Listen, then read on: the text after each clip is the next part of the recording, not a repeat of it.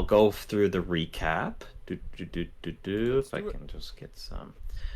Where are you, Orc Wilds? It's one of my favorite new tracks that I downloaded.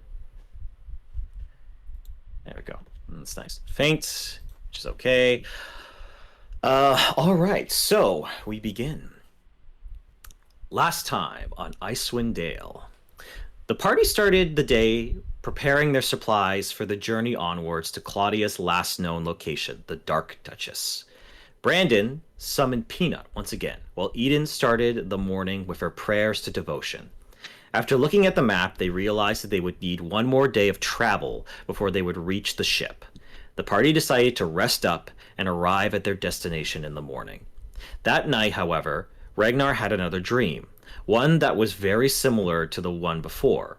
Walking down a long underground path, he reached a very familiar crystal. However, this time, the crystal shattered, revealing the tall, slender man he met before. The tall, slender man revealed himself to be Zangorn, a dragon whose name the party found in the mountainside many weeks ago. Zangorn wished to talk with Regnar, discussing his intentions and a possible alliance with him. Zangorn seemed cautious, but honest with most of the conversation.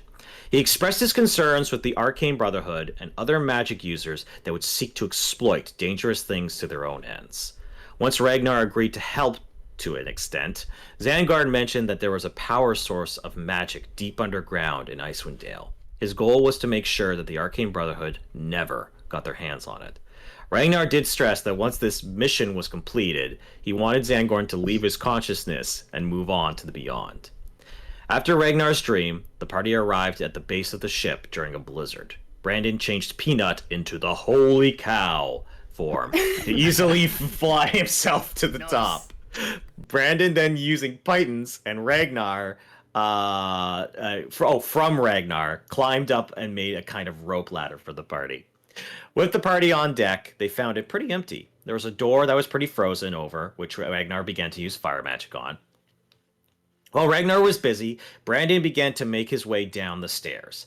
Ydin decided to explore the other side of the ship, and when she opened the door, she found a plum-skinned tiefling holding a spell defensively.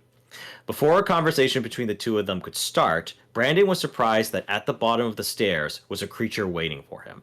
It turned out that a frost troll was waiting to surprise anyone who dared enter the lower levels of the ship.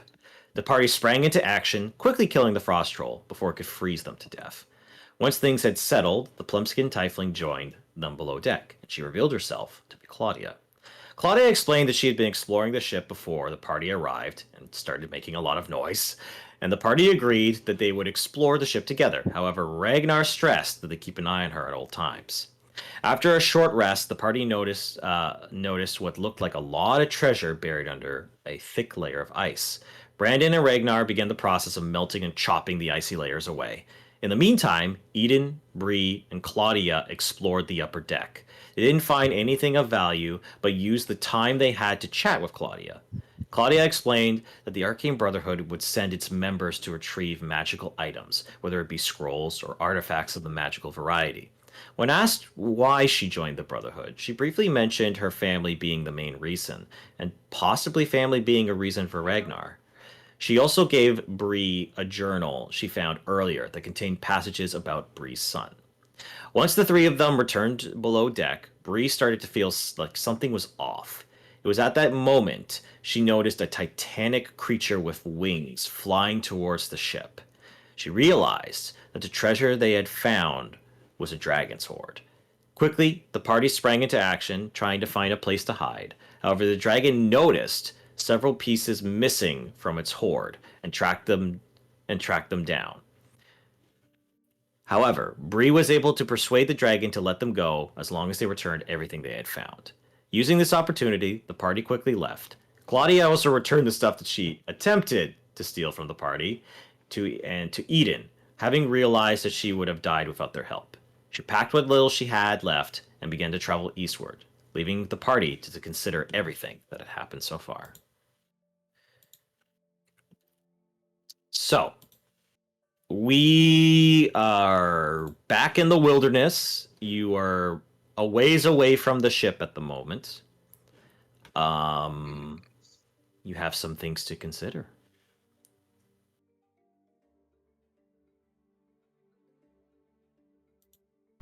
One of the things that definitely crosses your mind is possibly resting, because you guys have definitely expended some resources, because you haven't taken a long rest right now. We are.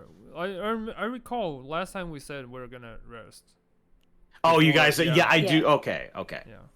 So I think Bree's kind of like staying quiet for now, kind of keeping to herself, but she does start kind of like making a fire, but she's also got the cube. My favorite item in the game. Nice. Cute. But what are you guys doing as you guys begin to rest up for the night? Well, I recall someone wants to have a conversation with Regnar.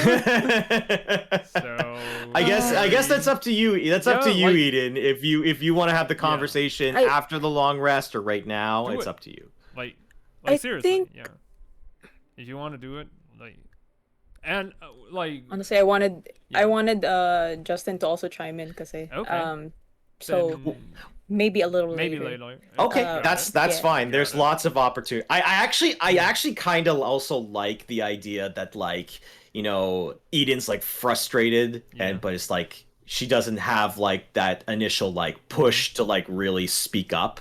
I think that's a way we can for now Ydin is going to just look at where Claudia walked into the tundra where she walked through, and she'll just stare there for a while. I will actually point out, because this is something that happened at the end of last session, Regnar, you do have Claudia's spellbook. Yeah. Do you perchance take a look at it? I do while we rest, I guess. Yeah, sure. So you kind of goes to settle down and you open up the spell book. And the first thing you notice is that the first page says, the brown fox jumps over the fence. And it has that word repeated over and over and over and over and over. It's encrypted. Yeah, it's encrypted. And you realize that she has put some sort of you know what? I'll say you could either make an investigation check or an arcana check, Regnar, if you want to figure out what possibly is going on. Yeah, sure. I know it's encrypted, but can I decipher it? That's a whole nother issue. So let's try it. Well, it's a multitude of things that are going on right now. We'll see how you do on the check. So arcana, you said? Arcana, investigation, your choice. Oh, okay. Both are 0, so it doesn't really matter. Yeah. Okay, 13.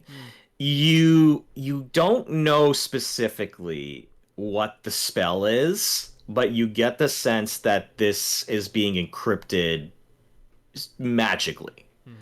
So it's not like in the sense where if you can figure out a way to dispel this magic, you might be able to actually read what's in the spell book and possibly get some more information. But that's something to consider. Yep. Because I don't think you have dispel magic. No, and I also can't learn. Mechanically, I can't learn like a wizard. So yeah. The only reason I say is that this spell book is also a pseudo journal. Yeah. So it might have entries. Just something to consider. Maybe. But as you kind of ponder that. Brandon, what are you up to at this point?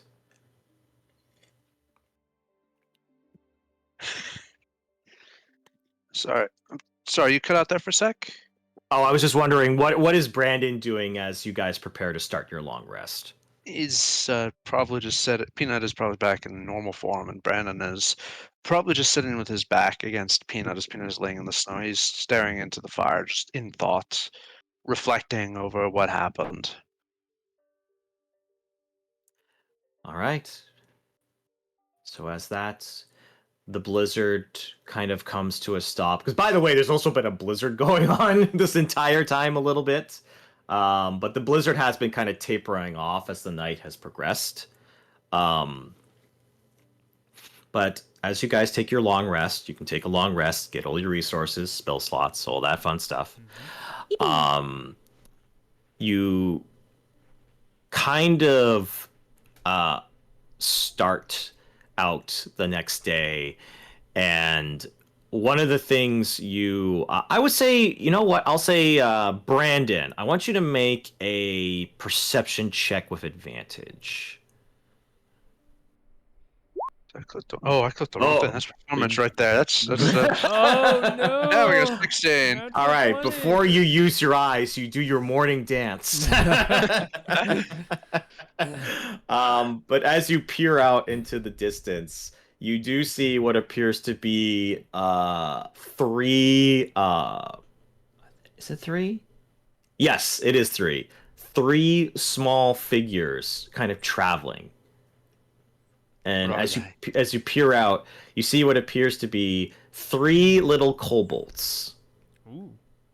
Oh. And you do recognize them. They were from as the den, right? They were from the ship. Ah. So you could go check out what's going on with them. It's your call. Well, Brandon's the only one that saw this. Brandon's the first one to see this, Okay. so it's up to what Brandon wants to do. Yeah. Brandon, is everyone else is awake? Yeah, we are. Yeah. Brandon's gonna say, "It's those kobolds again," and he's gonna indicate them for the party. Mm-hmm. Should we go check? I mean, they work for the dragon. At least that's what they said. Brie briefly mentions we can kind of just listen in afar. We don't have to attack them. Yeah. Kind of see what they're up to. That is also an option. So what are you guys considering? I can go and stop them. I don't know. I can go and confront them. Yeah. I don't know, what do we do? Honestly, Brandon, going to talk with them or just confront them is. I will mount Peanut and confront them. All right. Sounds good. All right, and Brandon, you get on Peanut's back, just clump, clump, clump, clump through the snow, and you see the three kobolds immediately see you, and they immediately jump into a snowdrift. And they think, and you hear through the muffled snow, "Don't worry, guys, he'll never find us. Oh We my are the God. masters of stealth." And I was like, shouldn't we be talking? Because isn't that kind of giving away our position? Shut up, Kyle! And Oh my God. they've got their little tails poking out of the snowdrift. Yeah. Can I grab them all just like by the tail, just like in a bunch, big bunch, and just pull them all? Absolutely. You just pull them all out, and they immediately just look at you, and they go, "We surrender." Nice. I see now why they were abducted by the dragon. Yeah. Yeah, these are some funny guys. Yes. However, you do see that one of them appears to be carrying a bow and a quiver. Is that the same one from inside? That is the same one from inside. Interesting. I'm going to indicate that and say, "Where did you get those?" Well, after Chaticus got eaten, because he was like the strongest of us, the kobolds anyway. Yeah, we got really scared of Abby, and we don't know what to do. So I made a call to just take this cool bow and quiver, because I'm a master ranger, just so you know. And you see one of the other one's shaking its head at this moment. And Oh yeah. Everyone just raises his eyebrows, but he's not saying anything. And he says, "And well, we decided that we were going to try and brave the wilderness. That's why we grabbed the bow, because as a master ranger, every ranger's got to have a bow. I mean, it's just part of the manual anyway. But as you stare longingly at the bow, but." He does kind of say, so we were just gonna try and reach civilization, I guess. And that's it. I got an idea. That's all. Yeah, that was their plan. We didn't really think that much farther ahead. I was like, I told you we should have done it. Shut up, Kyle. Okay. But they seem pretty earnest. It's not like they're lying. You get the sense. No, I agree. They're probably not lying. I'm going to turn to the others in the party. I'm going to say, hold up this bunch of kobolds that I picked, and I'm going to say, do any of you need help? And I'm going to indicate the kobolds. Oh, are you talking to the kobolds or are you talking to the party? I'm talking to the party. I'm asking them if they need any help, like minions or something. That's so funny. Really? But they said the dragon left, right? While hanging upside down, one of them says, we're really good at helping. Yeah, we could help carry your stuff. No, just out of he's curiosity. a master ranger. Just out of curiosity. How about this? Why don't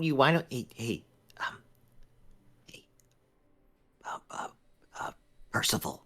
Yeah, what? Just give him the bow and the quiver, and he might just try to travel with him. But it's mine. It's like Brandon's going to say.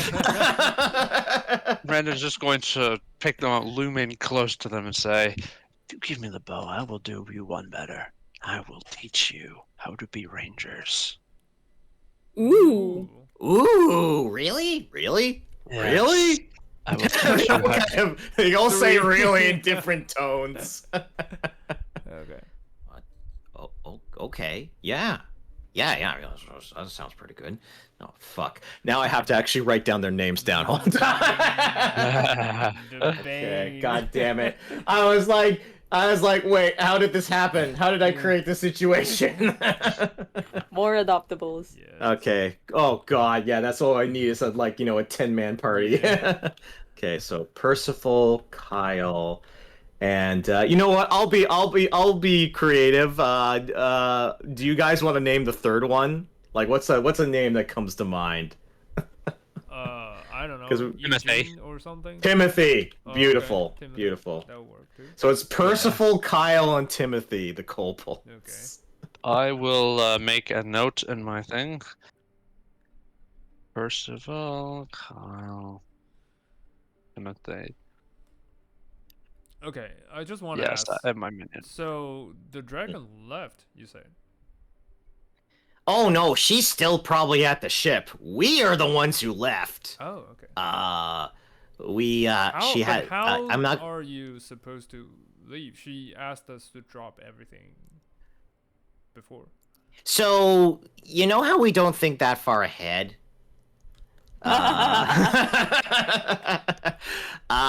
So she doesn't know that we took these stuff, and she's probably gonna get really mad when she finds out. So we should probably get going. Yes. I'm going to hop onto Peanut. I'm gonna set them in front of me because I really don't trust them not to stab me in the back. And... All right, so they clamber on. Peanut kind of looks slowly up at you like, really, dude? Yeah, don't worry about that. Yeah, don't worry, we got this. And he's just clump. Yeah, before Cream puff, and as you kind of start, making your way, into the wilderness, Cream Puff also kind of, nuzzles a little bit with Ydin, and it's like, and kind of like, are you ready to go? Oh, not now, Cream Puff? No silliness right now. Let's get going. Oh. And he kind of like a little bit downtrodden, but actually, because you have this connection with Cream Puff now, he actually does give you a little bit of space. And Brie kind of like walks next to you as well, Ydin, not saying anything, but it's kind of like a somewhat nice presence. So to the party, you have a couple options here. The main one is that perhaps returning to civilization is a good idea. So if you wanted to make your way back to Lonelywood just to have like a place to, rest up, get some more supplies, that is very doable. Is that the plan? Question. Yes. Yeah. That is Brandon's plan anyway. And along the way, I'm going to be starting to teach my new minions how to properly be rangers Beautiful. so that they can survive in the wilderness. Nice. All right. So as you go to travel, we won't have to do any, wilderness checks or anything like that. I will say it is a very uneventful travel. It does take several days to make your way back to Lonelywood. However, I'm trying to think. I recall we took 2 or 3 days to. It was about 3 days, so Okay. it's going to be a 3-day travel. Okay, got it. Yes. So I will say, Brandon, for these 3 days, you are actually keeping your word. You're trying to teach these kobolds how to shoot a bow. God, I'm wondering what kind of check. It should be similar to the Xanathar's guide. There is a learning Nature check. Just a basic nature check. You know what? Teach Yes, these I people. will say, and I will give you advantage. I'll give you advantage on this nature check. Alrighty, Teach these nature kobolds. advantage. Yeah. Let's see. That's a 20. 20. Nice. You know what? You start with the basics. They aren't picking up the bow part necessarily. You try and get them to shoot the bow a couple times, and they kind of just in the ground in front of them. However, they do pick up on the foraging stuff. They do pick up on the tracking. Because you are pretty seasoned, and you get the sense that after these 3 days of travel, at the very least, they will be able to like actually forage and hunt things properly, which is always a good tool to have in Icewind Dale. But as those 3 days are passing, I will have to introduce them to crossbows if they can't use regular bows. You think the sense where it's like they could probably use either, it's just like they might actually need more than just a few days to properly, use a bow. Yeah. But Regnar, is there anything you do in these 3 days? Well, I try to mark my map where the dragon's lair is, because it's still a place of interest. And I try to probably think of how the connection was to Zangorn, and also try to look at the book, I guess. There's nothing else I could do along the way. You know what I will actually say that happens on your 3 days of travel is that Zangorn probably gets a little more chatty with you. Oh, really? Okay. And because now, granted, it's interesting as you're traveling. There's these couple moments where Regnar kind of like his eyes kind of like squint a little bit, almost like somebody's talking to him, but he's not really there. But you do hear Zangorn at one point kind of say, "Well, I could possibly give you my interpretation of the journal or the spell book if you wanted to. I want to build a good rapport with you. So like I said, I'm here to help. If you have any questions, I will answer them to the best of my abilities." Sure. Go on, hit me with it. So. He kind of like looks at the book. Well, like quote unquote looks at the book, looks through your vision, essentially. I And build he a says- mind like palace so that we can all sit there and just read. Well, it's interesting because I'm not going to say there's any checks required, but you get the sense that he might be able to take over more senses if he wanted to. But he is being respectful at this moment and only using your vision temporarily. I will say this, as he does use your vision, your eyes kind of begin to glow a little bit more reptilian. Okay. And he kind of looks at the journal and he says, very interesting. How so? It seems like she has enchanted this spell book with illusionary script, but it's not a regular version. It's one that will last quite a bit of time. But in some ways this is good. Illusionary script has a time limit. It does not last forever. So simply put, if you wait long enough, the script will fade, and you can read the journal as is, or the spells book, if I had to guess. Cool. That's pretty cool.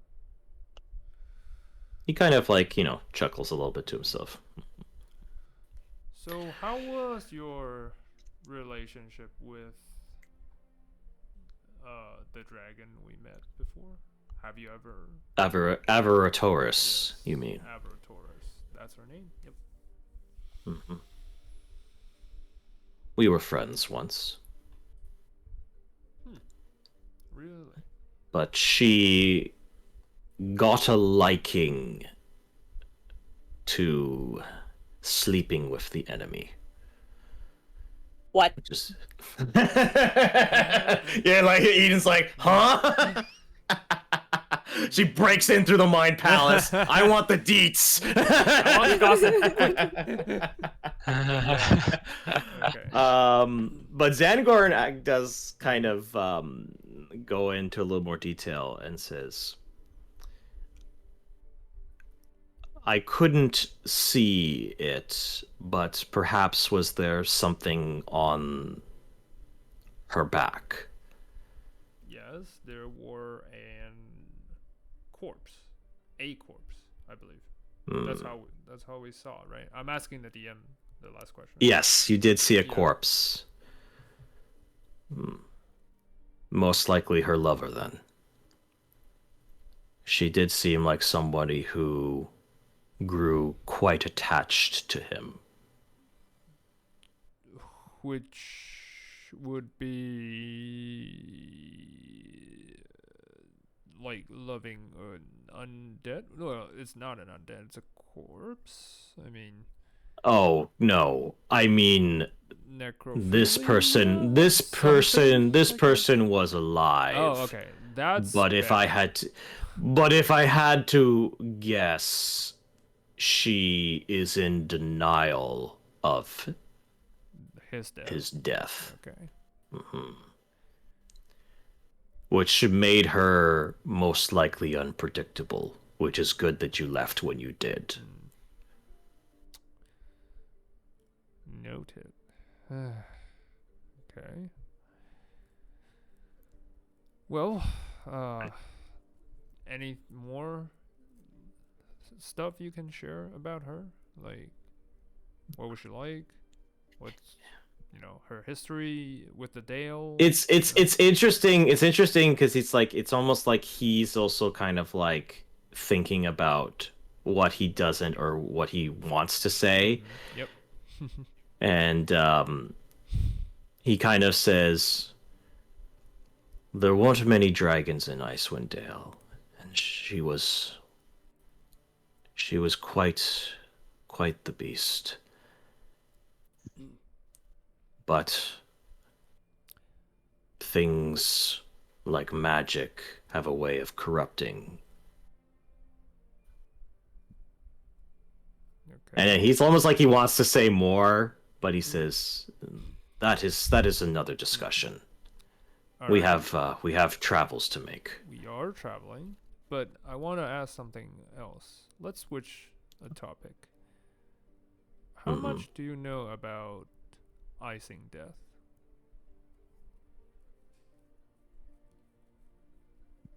Icing death? Yep. That's a good question as I try and Google what that is. That's okay.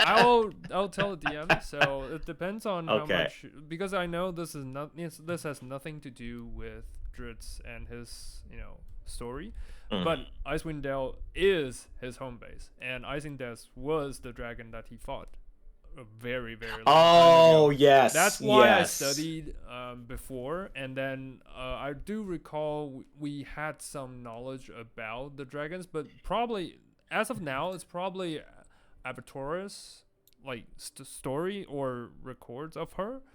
But I also just want to know, like, how about? I the would other say. I would say. Hey, Justin! Hey, Hey. Justin! Hello. Kicks down door. Guess Yeah. who's back? Back Again. Again. Yes, he's Kool-Aid's back. man, Yeah. Kool-Aid man's his way through the wall. Have you guys been drinking your Kool-Aid? Oh yeah. Yeah. Well, the party. yeah! The party adopted more NPCs that I have to keep track of, Three so that's more. nice. We adopted another NPC. Kobolds. 3 of them. Yes, we love kobolds. The 3 kobolds from the Oh, ship the kobolds showed up. from the previous. Yes. Yes. We adopted them. Yep. Oh, Yeah. In exchange for the bow and the quiver, they said, "If we give you this, will you let us travel with you?" And now Brandon is training them to become rangers. Trainees. you know what? I respect that. Yeah. And right now, Regnar is trying to get the deets from Zangorn as About more as you guys are dragons. traveling. And Yes. I would say Zangorn kind of says that he does say that there are he says that there's are gaps a little bit of his memory to a Yes. certain extent, and he says it was a confusing time when Kessel was running about. Yeah, but Most the White Dragon was around his era.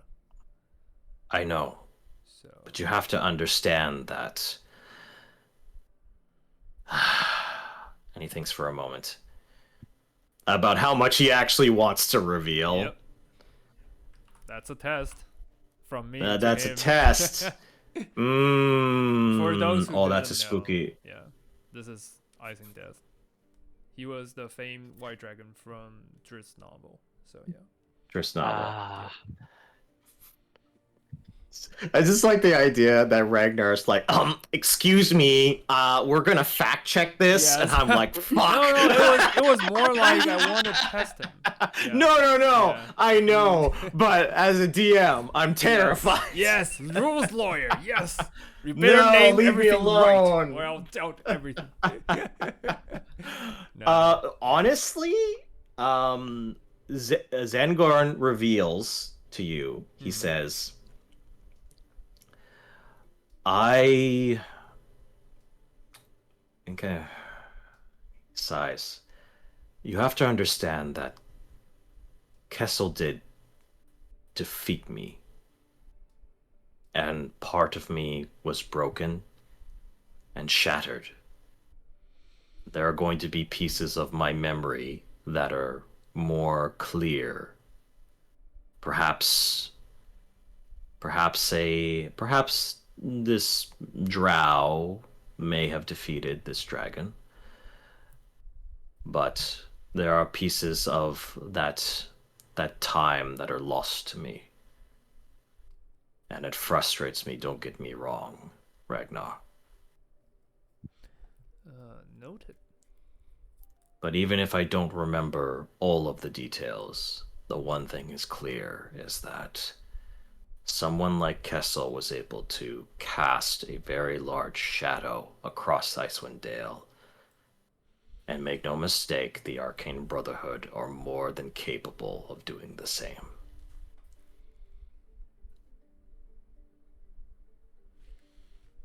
But I believe you remember our agreement, correct? Well, it just happened a while ago, so yes. And I'm a man of my word.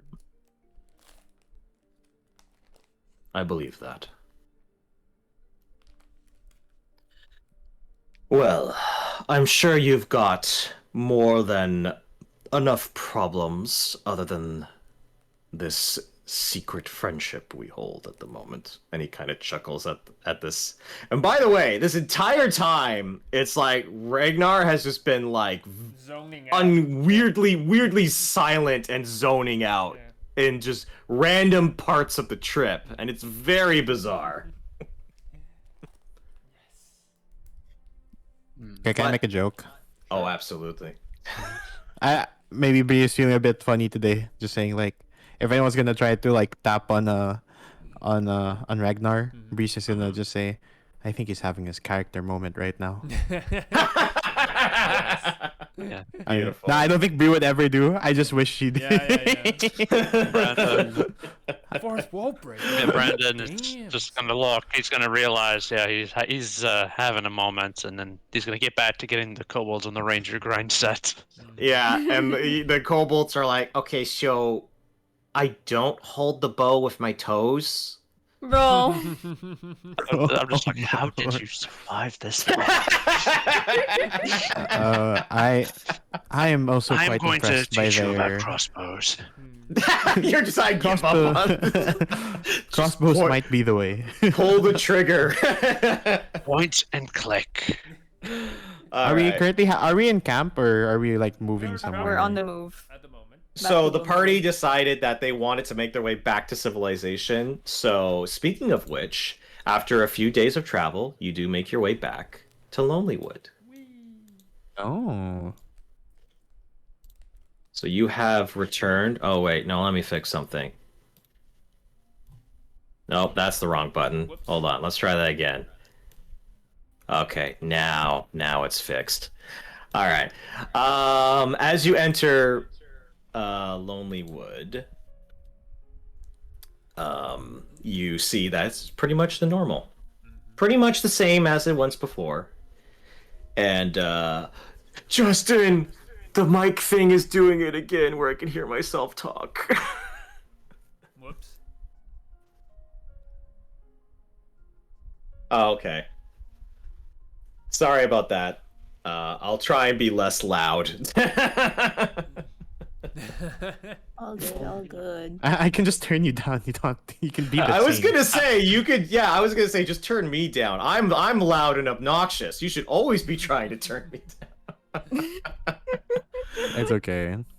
All right. So you do return to Lonelywood, and you know it's a good place to rest up, get some more supplies, and you know I will say Brie because you just hopped in. There has definitely been this like silent tension that Ydin has had on the journey back to Lonelywood. Like she's felt uncomfortable, but she hasn't been able to like express it. So you definitely picked up on that. Whether or not Regnar and Brandon are aware of this is yet to be seen, but I do Ragnar believe is not aware of this. Yeah. like I am we not. Did like he's talking to the dragon in his mind? So yeah, no. Oh my goodness. Brandon is not. I have my apprentices to worry about. Okay, let's Fair have a enough. girl talk. Go talk. I'm gonna. I guess Amazing. once we arrive at Lonelywood, I do kind of I do tap Eden on the shoulder and just say like, I kind of under the breath just so that the other guys can't hear me. Just like, I thought you would have.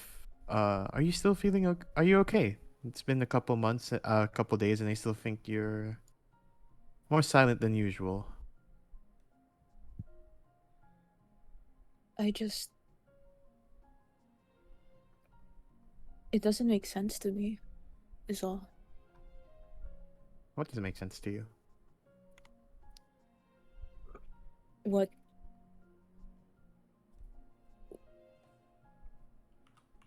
we did there.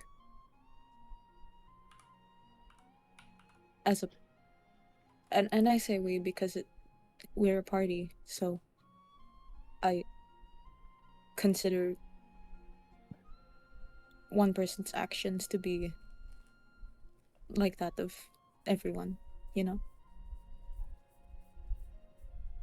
Is this in regards to Ragnar's friend? They're not friends. Acquaintance. Relation. Yes. I feel like I'm so close to blowing up, and I don't want that.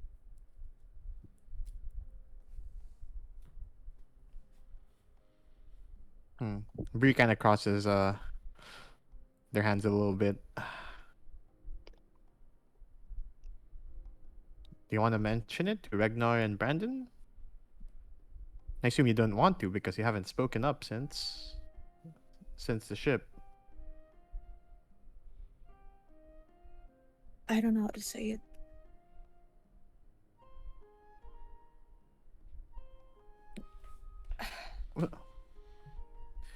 Well,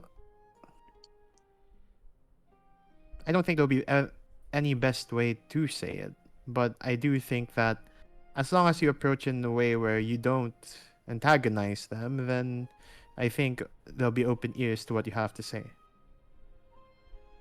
How is I the- myself... Sorry? No, please. As myself, I do not necessarily condone the actions they've done, but I do understand it to a degree. I rather just control what I can control, and that's myself.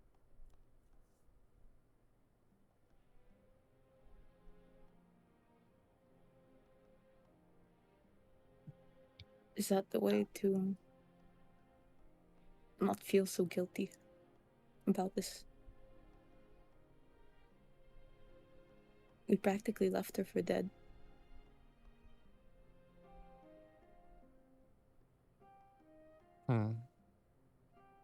Bree's getting a really big. You're making me think. I just got here and I'm already thinking really big. We're kind of like, all right, Justin, you're here. Immediately into the Into the fray. Yes. Into the deep ends.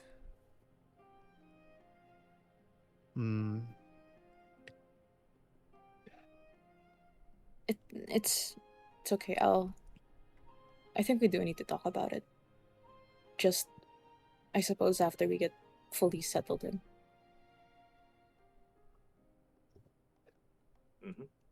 So I as you think kind that's of the like, best course of action.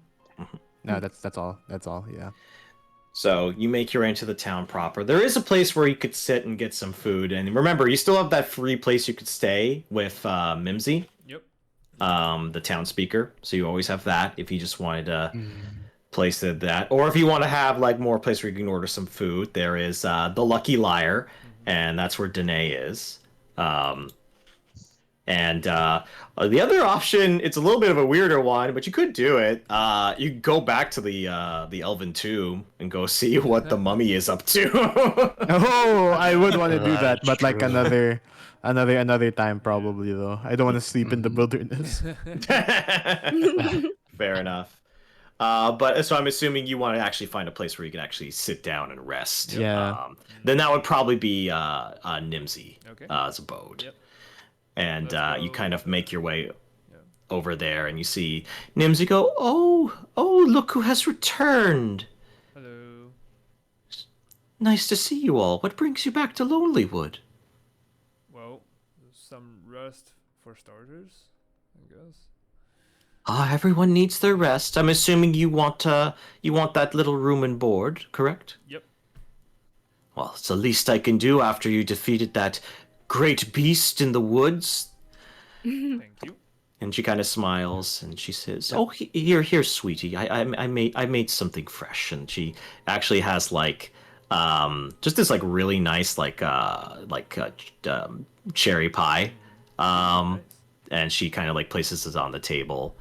Also kind of said, you know, I will say I like this is that, you know, Nimsy's a bit, you know, she's a bit of a quirky kind of character, but she also has a lot of emotional intelligence, and she can definitely see The tension. that the tension and, you know, possibly an icebreaker. Food solves Brand- everything. Yes. Brandon, No.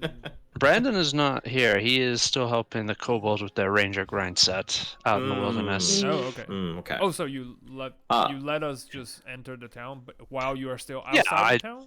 Okay. Yeah, I'm outside of town. I'm training the rangers, and by the time I'm done, they will be able to survive off of bare rock and snow. Nice. Amazing. I will say that definitely Regnar is here then. Yeah, for sure. like I was Yeah. talking to Nimsy, so yeah, I am. Oh, okay. Yeah. So, and you were, and yeah. So Brandon's out of the town, and there's actually something I'll do with Brandon very soon. But my question to Ydin, does she want to kind of confront Regnar now or save it for later? My question to the players is: Do you all want to be there? I'm already not being there. All right, I've got my own thing going. Well, it's up to you. Like, if you wanna to wait until Falcon is around, Brandon is around, you can. It's up to you. Well, More so like, do you want to be part of this scene? You know. Yeah, it's up to you, Brandon, because I can eat because right now Ragnar's here, Yes. right? So it's up to Brandon whether or not you think it would be more appropriate for him to be part of this scene or not. It's up to you. I'm perfectly fine with either way. Yeah. You know what? Sure, why not? Brandon can be a part of this. Okay. Then we'll wait. All right. Yes, and he comes back this time leading his kobolds into town, having taught them how to successfully forage. No, not minions, more like apprentices. Yeah, okay. So they kind of like, they kind of like, they were just, it looks like they were exhausted. It seems like they went through a proper ranger workout from the early mornings to the later parts of the evening. And it does become night actually rather quickly, because it is, that's how it is in Icewind Dale. Yes.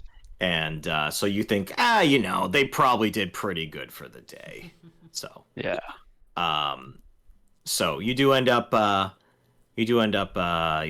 of like, they kind of scurry, and you know what I'll say, they find a spot in the big attic where they can kind of like take a nap. They're pretty small. Actually, you know what I like? I like they ignore the beds and they go for a closet, and they just kind of like they just stack on top of each other. I will not question it. Silly little boys. But yeah, now the room is yours. All right.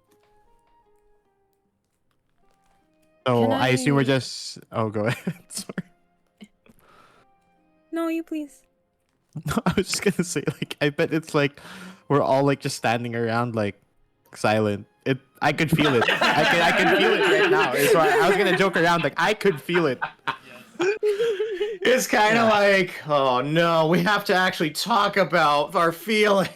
Oh god. I don't want. Brandon is, and what were the bow and the quiver again? Oh yeah, I will add that to your inventory for sure. Yes. But Okay, I'll just tear off the band-aid. Do you guys think that what you did there was right?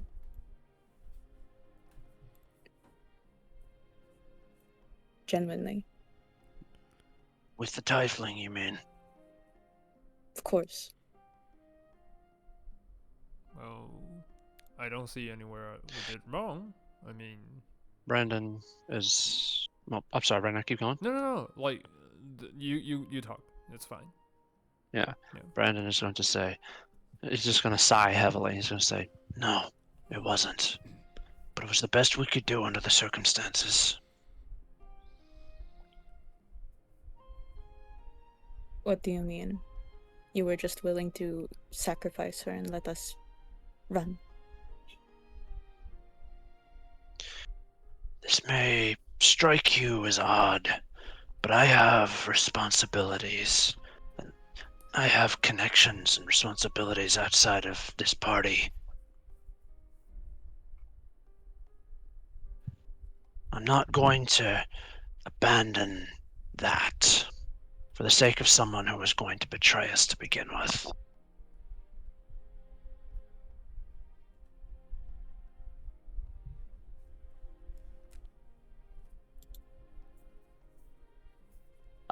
Don't get me wrong, I really wish these sorts of situations had a neat, clean-cut solution that we could all instantly figure out and turn to.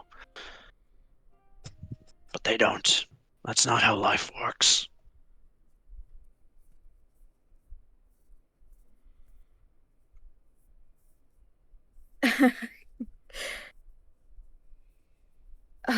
Thank goodness. Never thought you were just heartless. Brandon is just going to nod and to say,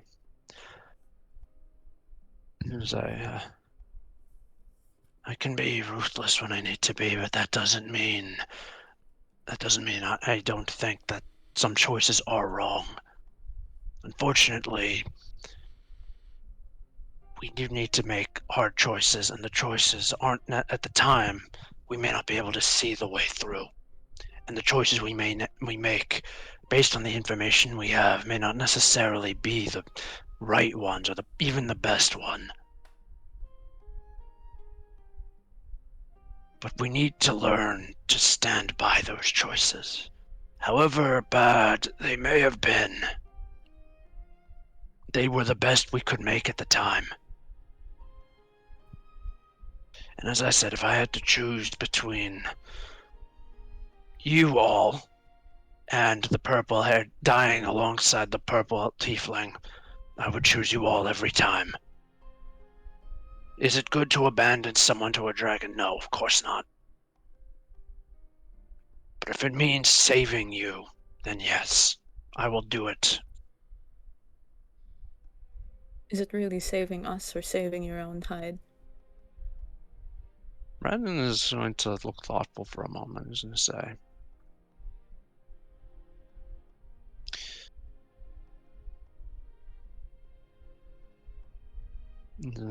say,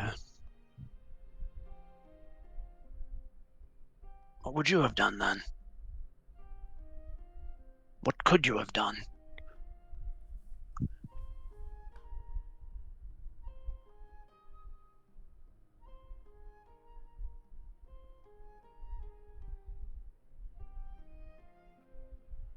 I think I'd rather die.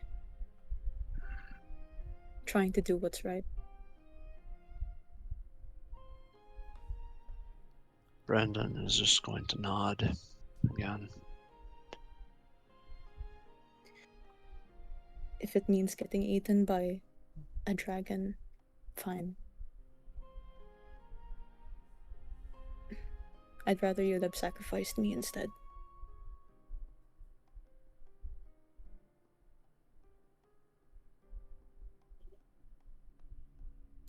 Maybe, I suppose for the next time we're in such a dangerous situation, leave me for dead instead. You can all run. Just something to keep in mind, I suppose.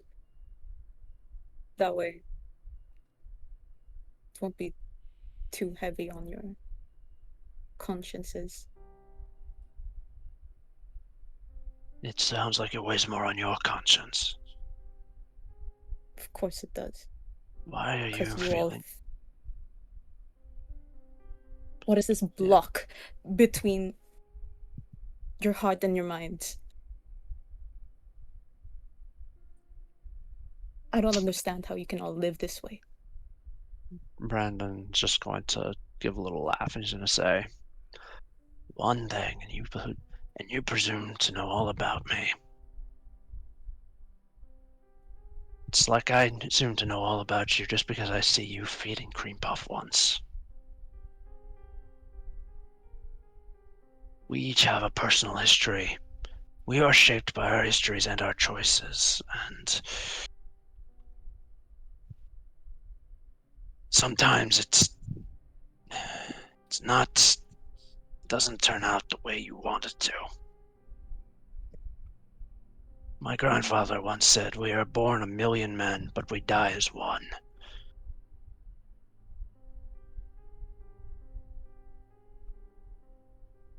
All we can really do is make the best with what we have. And sometimes the best is not going to be good enough. Dies one. I suppose that's what separates me from you. I won't settle for anything less than the best. Good.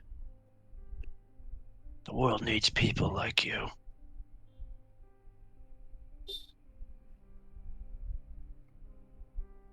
And the kind of room kind of just creaks just a little bit. Ogre's the dragon coming for the bow. No, the dragon's not coming with the bow. Where's my bow? No, not with the bow. For the bow. The room takes an audible like, oh. That's the DM going, oh. Yeah. Oh, you're gonna say something, Brie?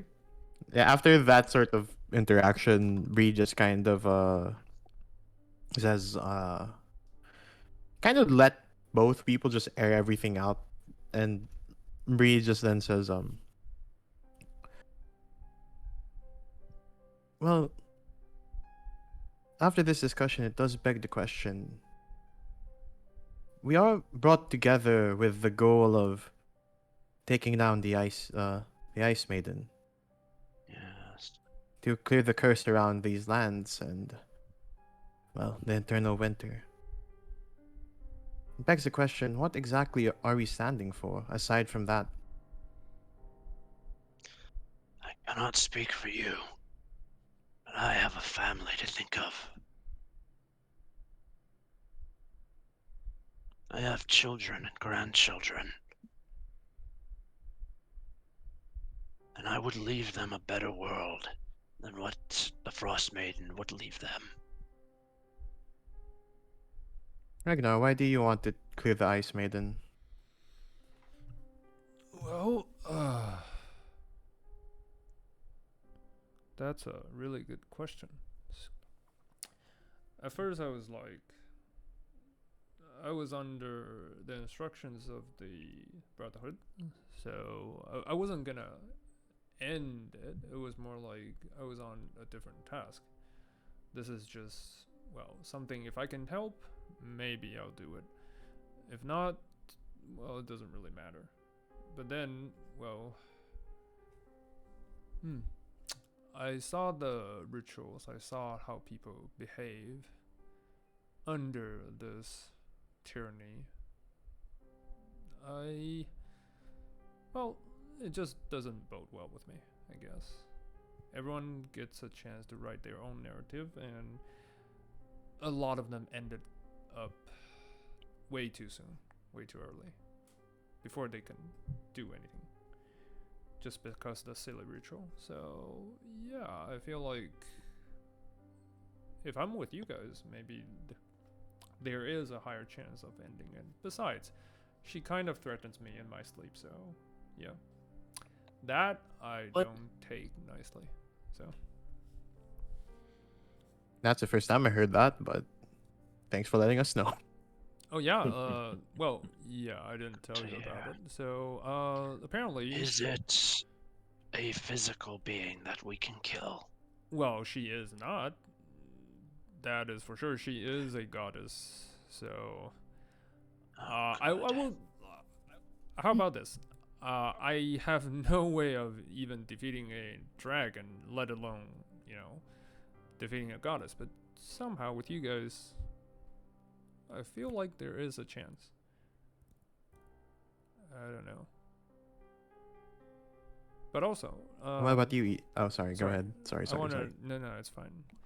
Because Ydin was reflecting on Brandon, but in previous session, she is actually a little bit more angry towards Ragnar. So I just feel like I gotta say something. She's still angry. Yeah.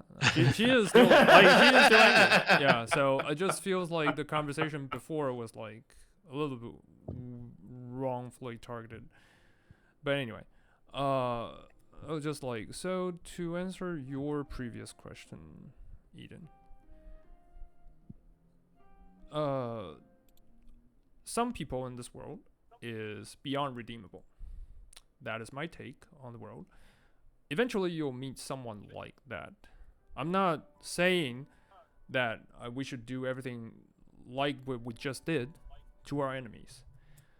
Even enemies has different levels. But to be really honest, none of you knows her like I do. All right? None of you have ever encountered her and her ways of behave like I do. And I can be really honest with you that she is those type. She is one of those that's only cares about themselves. Like, they'll just take until there's nothing left. And I know your principle. I know, and to be fair, that's why I enjoy staying with you guys. You guys have rules, have principles, have your own opinions, even though they might not they might not align with mine, but I respect that. I'm just letting you know that someone sometimes is beyond repair. What did she take from you? Well, life, my, basically my reputation, and, well, almost everything. So, yeah. I don't understand what you mean. Guess you really have to dig deep, right? Yeah, sure. I'll let you know. Okay. We, like she mentioned, yes, I had a crush on her a very, very long time ago when I was a kid. And, I mean, basically every kid that's male in our town, besides Billy, maybe he didn't swing that way. But anyway, every male in our town, like who had a crush on her, and which is totally fine because she is exotic, she is charismatic, and she knows her way around people.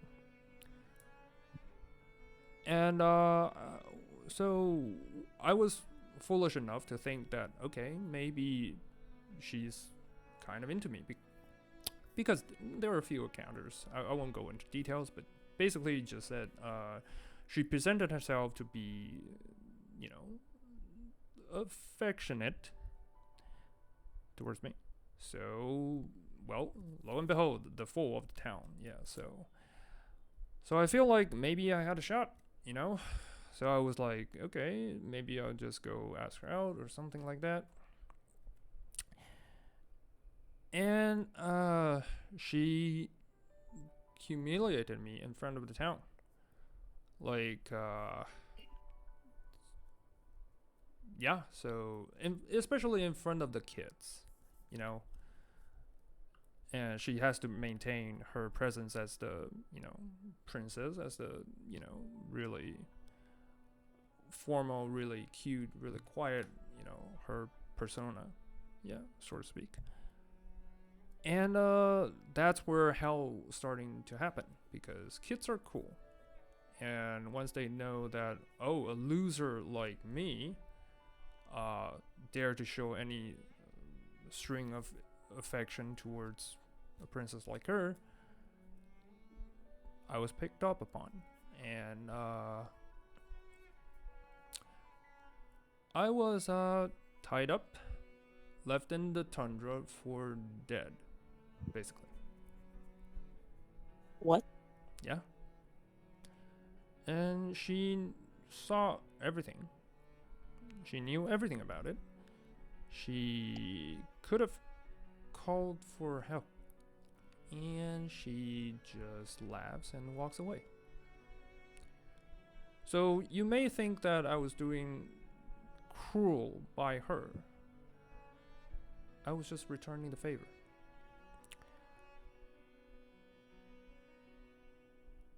So yeah, I was left for dead. No one really noticed because there was a blizzard hit, and all stuff, all hell breaks loose. My parents were not in town. Yada yada yada. Yeah. I dug my way for 3 days until someone found me.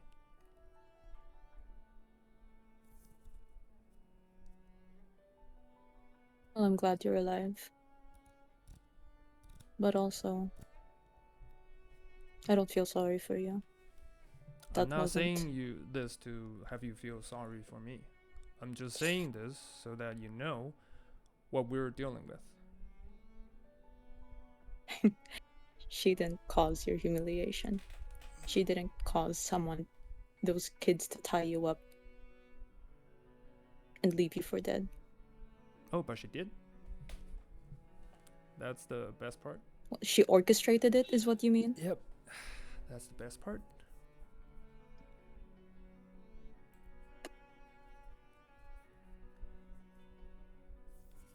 I feel like there's some disconnect because I don't believe she'd do that.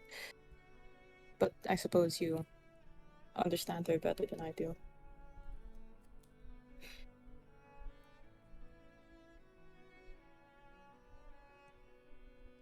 Well, you don't see it. Well, we're talking, so you just see Ragnar just shrugs. Well, what you want to do with this information is entirely up to you. You can still hold up to your principle and believe, to stick to your principle. I mean, and I have no problem with that. Yeah, so it's entirely up to you. Sorry, Brie, go on.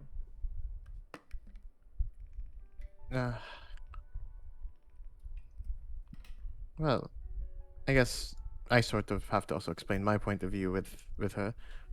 Well, I did brush off your initial warnings, Ragnar. You have to understand that I brushed them off because, well, I'm my own person as well. You can't immediately have me distrust someone on your account, Yep. especially if you don't tell me anything about it. That's one. Second thing, Ragnar, I guess it's just for me an explanation to the entire group, is that I personally just want to make sure that whoever that I talk to or whoever that I treat, whoever I meet in life, I just treat them equally like everyone else, regardless of their past.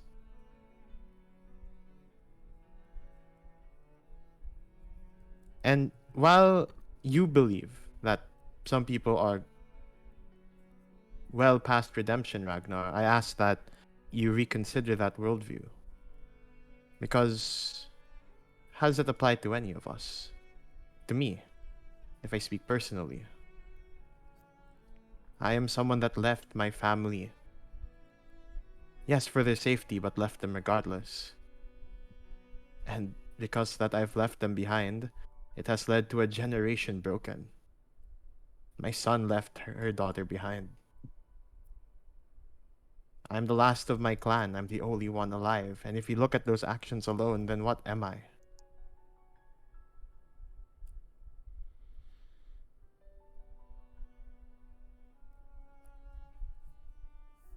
It's...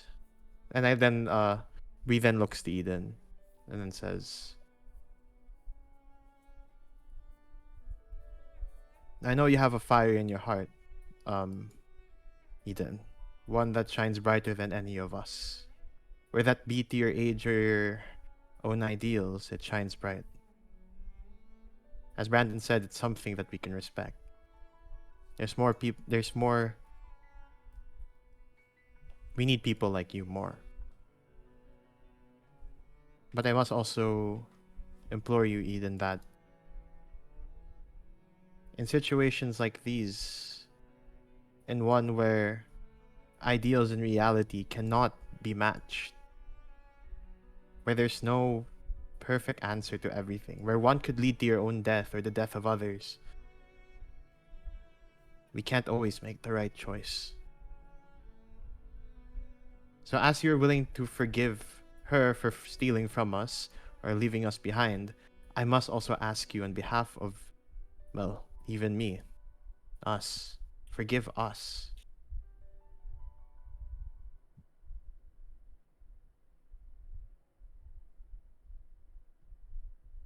The room. Once again, the creaking of the wood. Waiting for Eden's response. She'll look at everyone and look pointedly to Ragnar and say, since you've left her for dead as well, this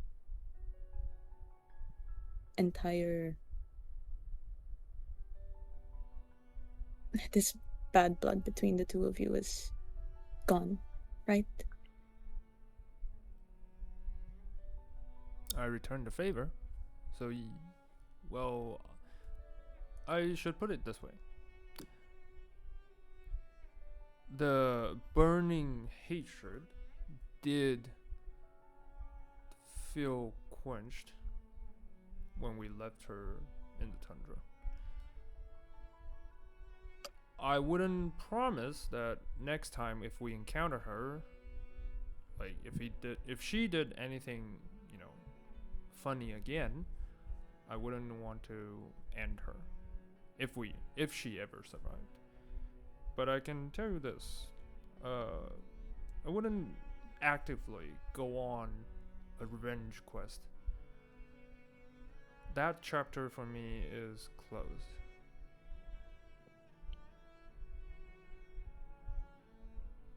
Not good enough. I need you to be better.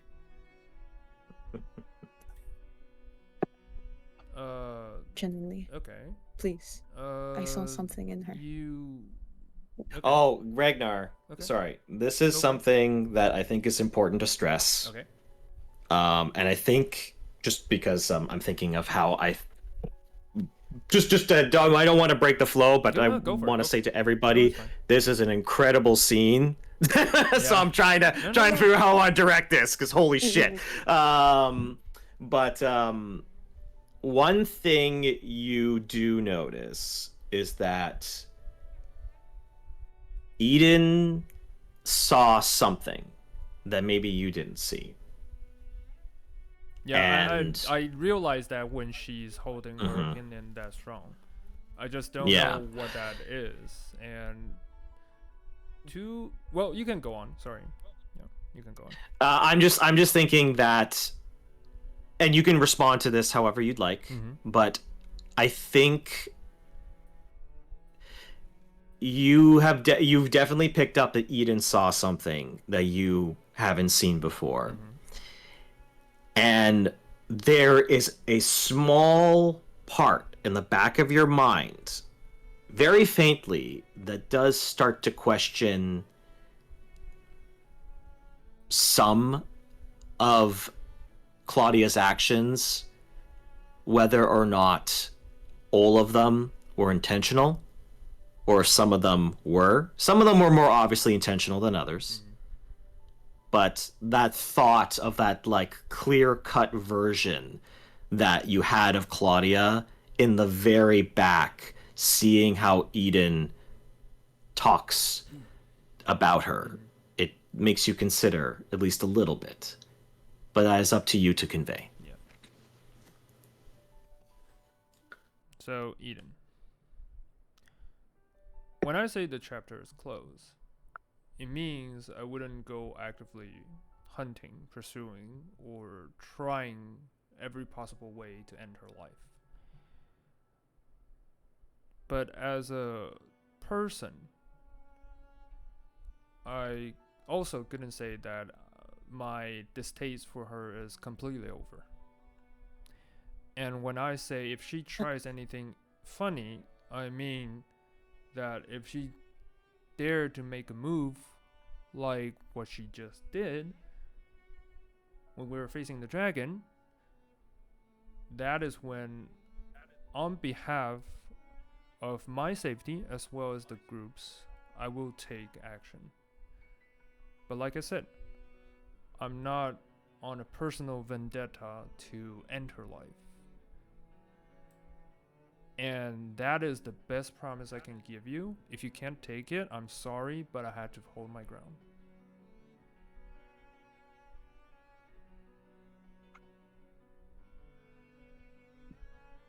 Fine.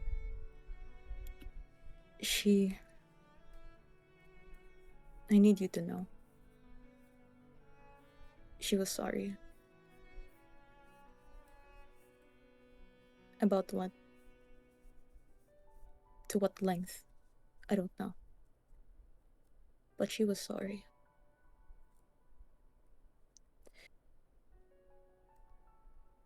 I trust that you saw that in her.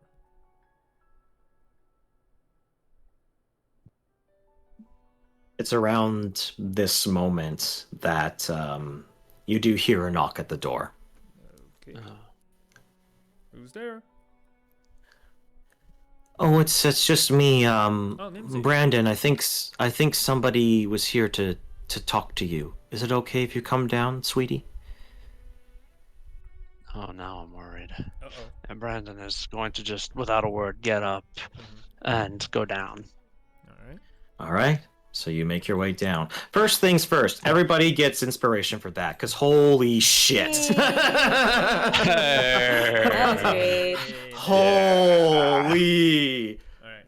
I felt like I Thank just you. watched like a mini series. That was so good. Yeah, Oh my god. thank you.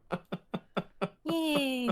Alright. By the way, Mhm. completely respect, like, above table, completely respect whatever your characters do. Yeah, No. like same. Like Jerry, like I'm role playing the character, but I'm not Yeah. like No. just, you know.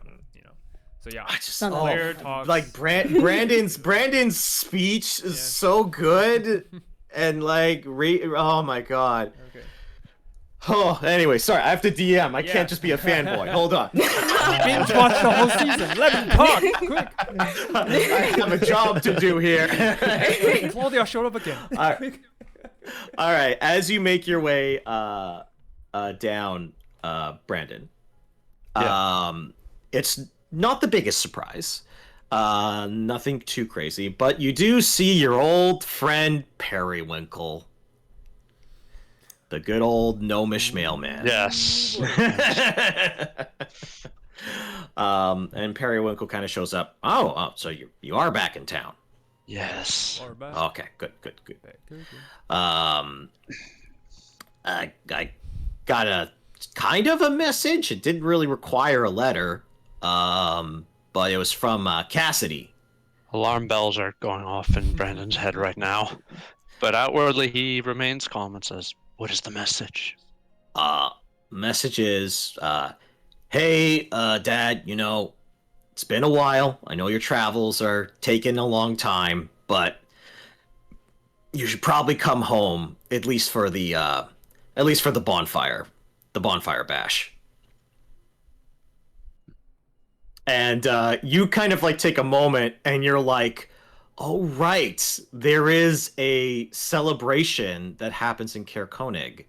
And it's one that you and your family and the town take a lot of pride and a lot of work to plan and, do. And you're like, considering everything you talked about and everything that's happened, the thought does cross your mind, maybe returning home for even just a little bit might do you some good. That does, yes. I was hoping to have all this wrapped up by now, but all right.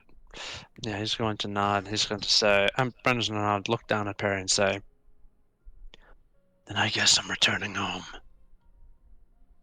All right, sound good. probably bring your friends too. I mean, the bonfire bash sounds like a good time. Good time, boys. Yes. Yeah, Brandon nods, his ponderous head before turning and going back upstairs. All right. And So the rest of the party sees him just enter. He's just going to start packing his things quietly. And, Going somewhere? Tomorrow. So And he's going to look and says, "Oh, it's nothing bad. There is kind of a festival going on at Caer-Konig, and I was hoping to have the Frost Maiden business wrapped up by then, but things did not work that way. You are welcome to join me if you wish."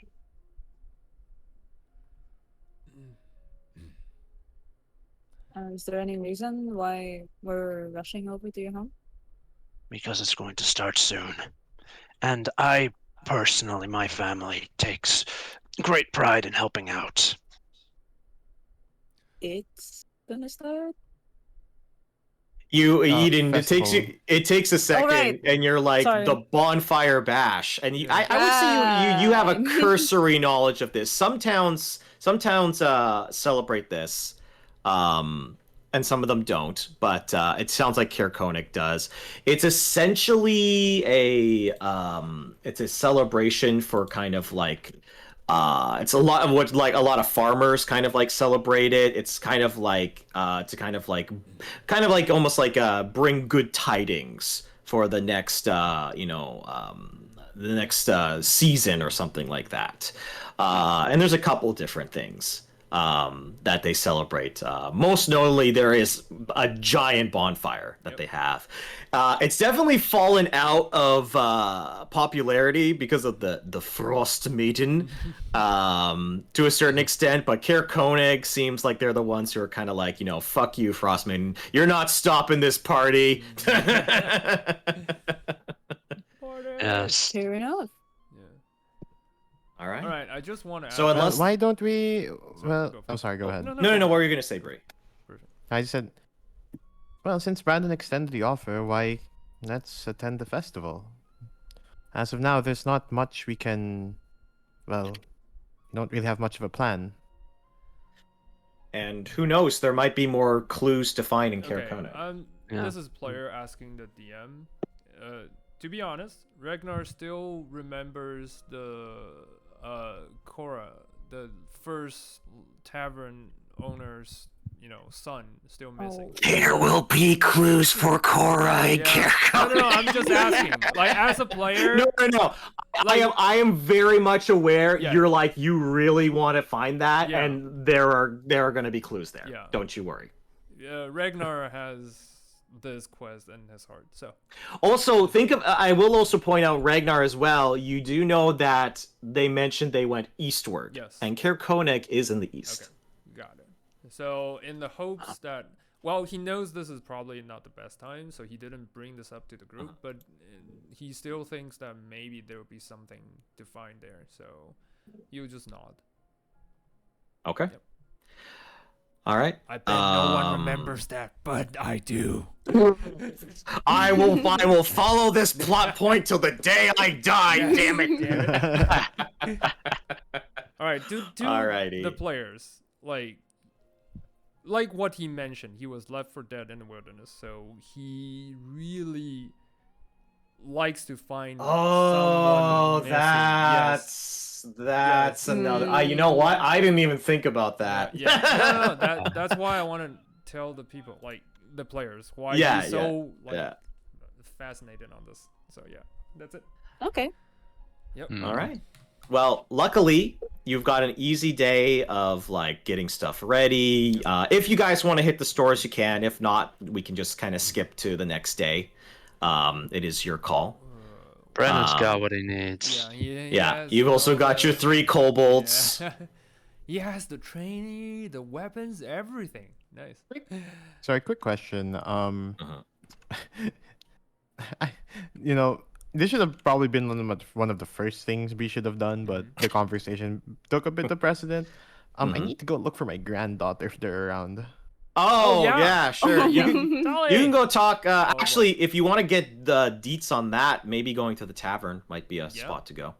Yeah, I'll just ask if she's around. If she decided to leave and decide to take their own path, hey, what can I say? But I guess it wouldn't hurt to look around. Yeah.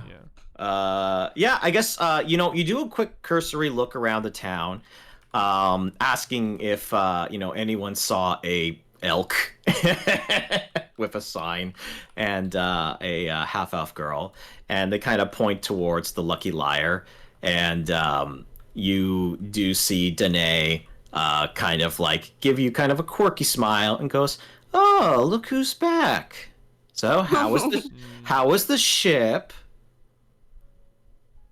Well, we brought back more than just treasure, that's for sure. Baggage, yes. Baggage, trauma, moral ambiguity. Character development. I just wanted gold. I still want But I do ask, did you manage to see an elk with a sign around? Oh God, yeah, that was the strangest thing. He just walked right into the bar and everything, and I was like, "Whose goddamn elk is this?" And then I saw what was her name? Kaylee. Anyway, Tali, that's the one. And yeah, she kind of like kind of sat down, ordered some wine. Then I gave her cranberry. Oh, she had so much cranberry juice. She went through the whole fucking stock. You should have seen it. It was crazy.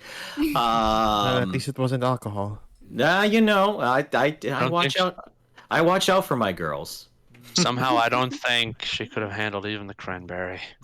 Well, you know what? You're not wrong. So I asked then,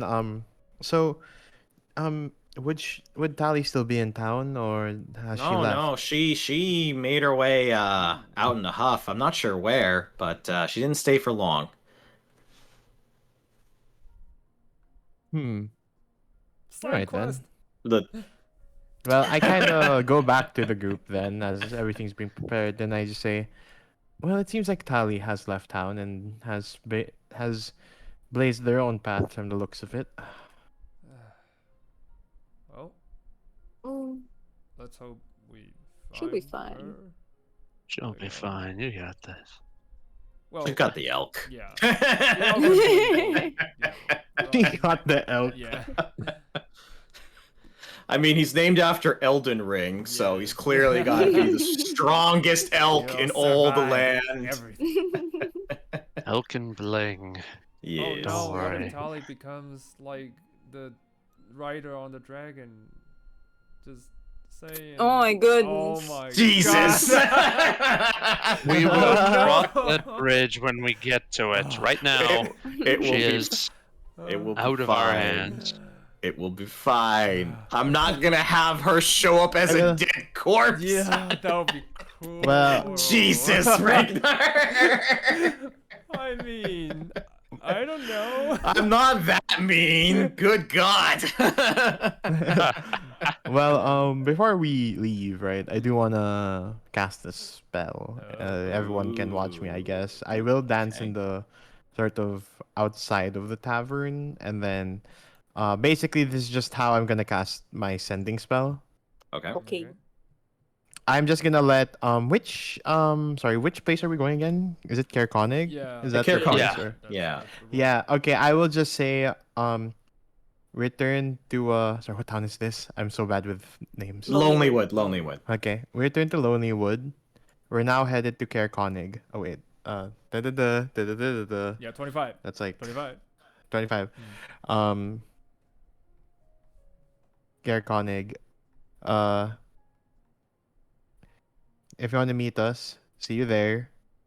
If not, best of luck. Mm-hmm. Nice. So the message goes across the winds of Icewind Dale. As her hair kind of blows a little bit, you receive a response that says, "Okay, I'm fine. Maybe. Good luck." And that's it. It's only been a She's couple having a days, and tantrum. is that what you think, Eden? Well, here's the funny thing. Only Brie is the only one who Yeah. listened to the Oh, I'm tone, sorry. No one. the tone of no, that. yeah, I mean, if Ydin wants to poke Brie's shoulder, go, what'd she say? What'd she say? I want the deets. I want the deets. Sure, I'll mention it. I also, Tali says they're okay, and just says good luck to us. Oh, hope like safe travels for her and for us. I mean, Uh-huh. She's having And- a tantrum. When we get back from Caer-Konig, we've got to buy some snacks for her, make her feel happy. Yes, food solves everything. That is the main takeaway. Oh, by the way, Cherry, you can add the cherry pie that Nibsy gave Oh, you nice. if you want to Thank you. snack on that on the road. Yay! Thank you. But yeah. So, is there any other spells you wanted to do, Brie, or? You know what? Let this be a group decision. As we sort of stand and just like together, I just kind of say, you know, we had quite a discussion a while ago, but I think I might need everyone's opinion on this matter, if that would be fine. which is Yes, Brie. So as you've seen, I have sort of acquired a new spell, which is allowing me to send a message across the winds. Do I send a message to my son?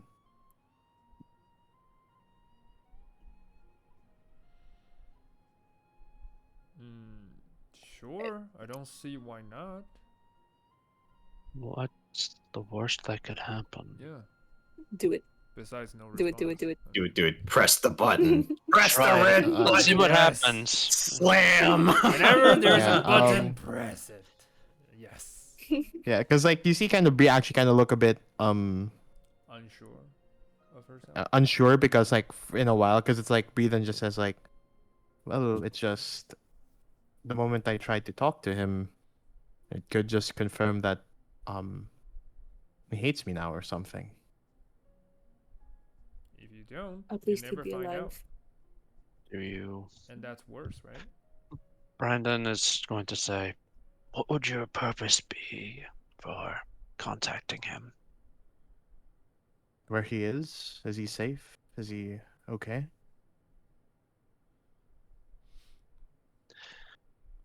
And if he responds, that would confirm he is at least alive and in control of his mental facilities. You're right. All right then. I'll send a message. It's been so long since I've seen my own son. I'm not sure if the spell would work, but we'll see. I will then cast sending again. Okay. Nice. I got my This hands time ready. The message will be I can it's, count the words. So I'm good. okay.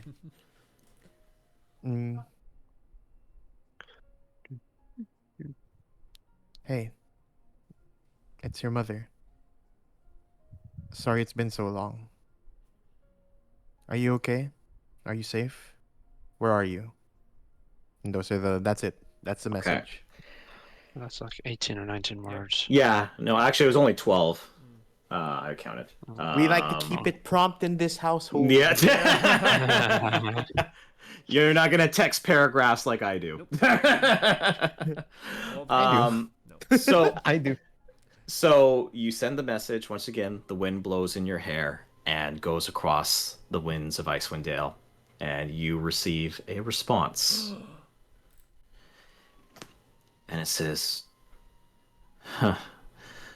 Surprised to hear you're still alive. I'm fine, and I'm quite busy. Perhaps when I'm finished what I started." And that's it.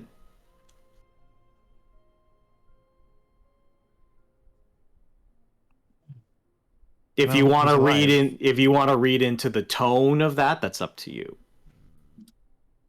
Well, I do tell the group. Well, Mhm. my boy's alive. which But I cannot help but feel that he has really tangled himself up in something that's not desirable. well, And from the looks of it, he seems that he's perfectly willing to do that. Or whatever Darkane Brotherhood has roped him into. well, we can always knock some sense into him if we ever encountered him. That's true. Yep. Well, while it's been... Wait, has it been literally centuries? Well, it's Yeah. been centuries since I fulfilled my motherly duties. It does call for me. And then I roll up my sleeves in Roll the winter. sleeve. Nice. With a twig in Nice, hand. let's go. Slapped his ass. I grab my slipper off my feet. Yeah. This is for the Asians. No, I put 'em. Beautiful, beautiful.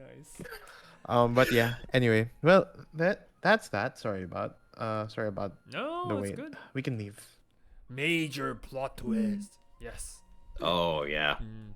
Well, you got sending, and now I get to live in this hell. No, I won't spam it. Don't worry.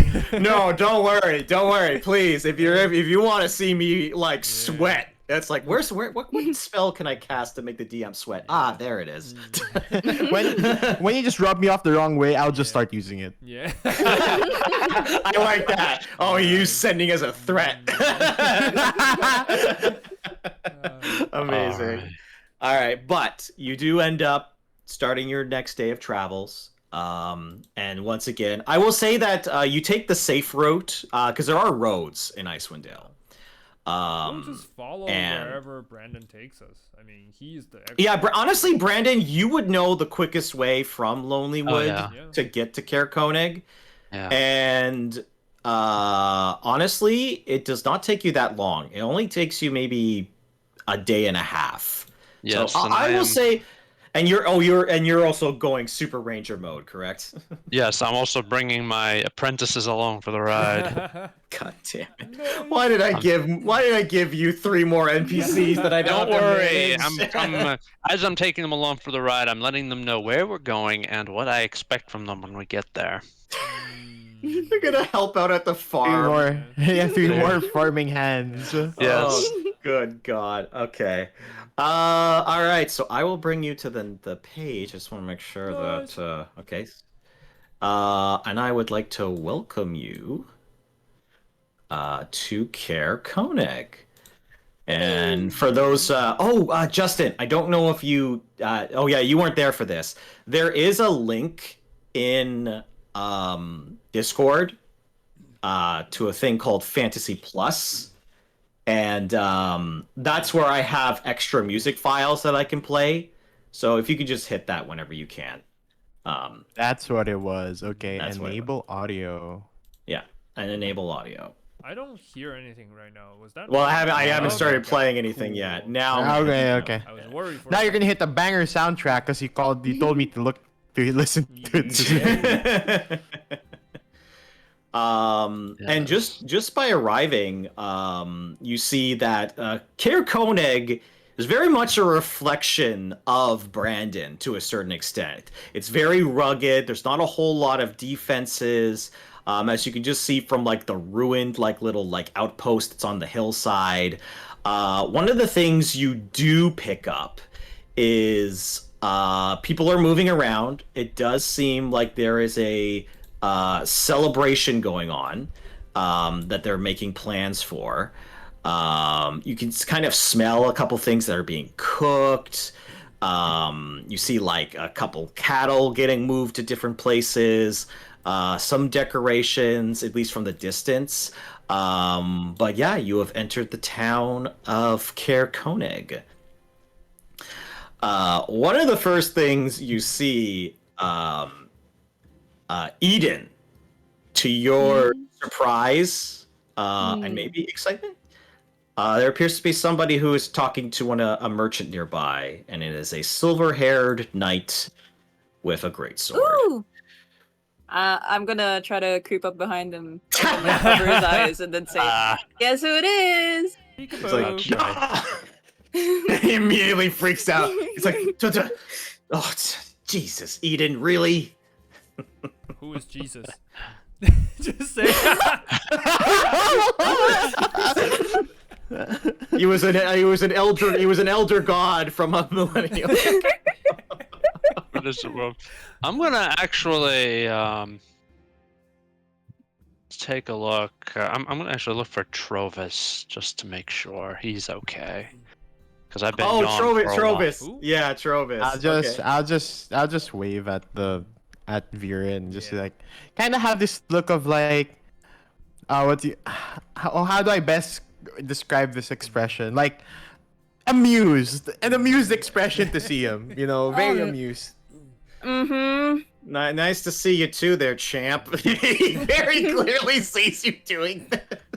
Brandon is just gonna, like I said, just gonna give him a nod before hunting for Trovis. You know, he I actually kind of he respects that. He respects that out of Brandon, like just the respectful nod. He's like, Any yeah. kills lately?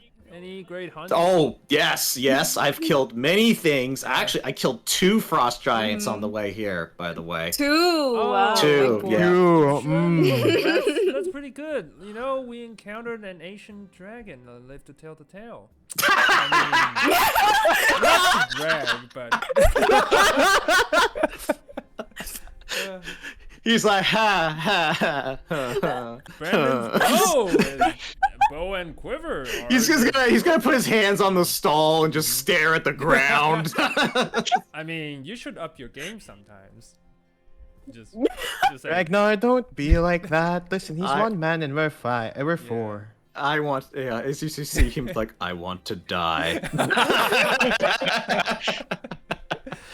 And he says, well, I'm glad your adventures are exciting and filled with much more interesting things than I've been up to, I guess. Well, if anything, I'm glad that you haven't encountered a morally questionable situation that has led to a very interesting discussion within the group. Well, this time it's Actually, really quiet. I you know guess. what he said? You know what he says to that, Brie? And he's like, he kind of pushes his invisible sunglasses on. He goes, and that's why I travel alone. God damn it! Yeah. Oh yeah!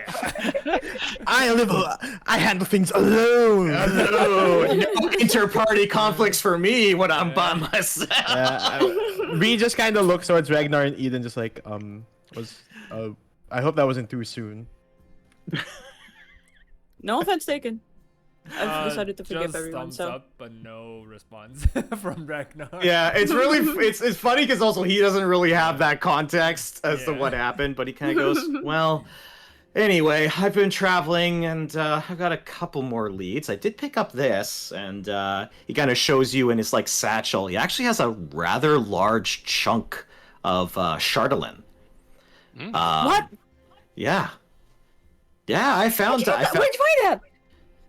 I found it nearby, and I've got some stories to tell. I mean, I've been doing dick all day. You know, I've actually been doing shit. Okay, Hotshot. You've gotten Let's chat. ahead of me in terms of Chardonnay. Ah.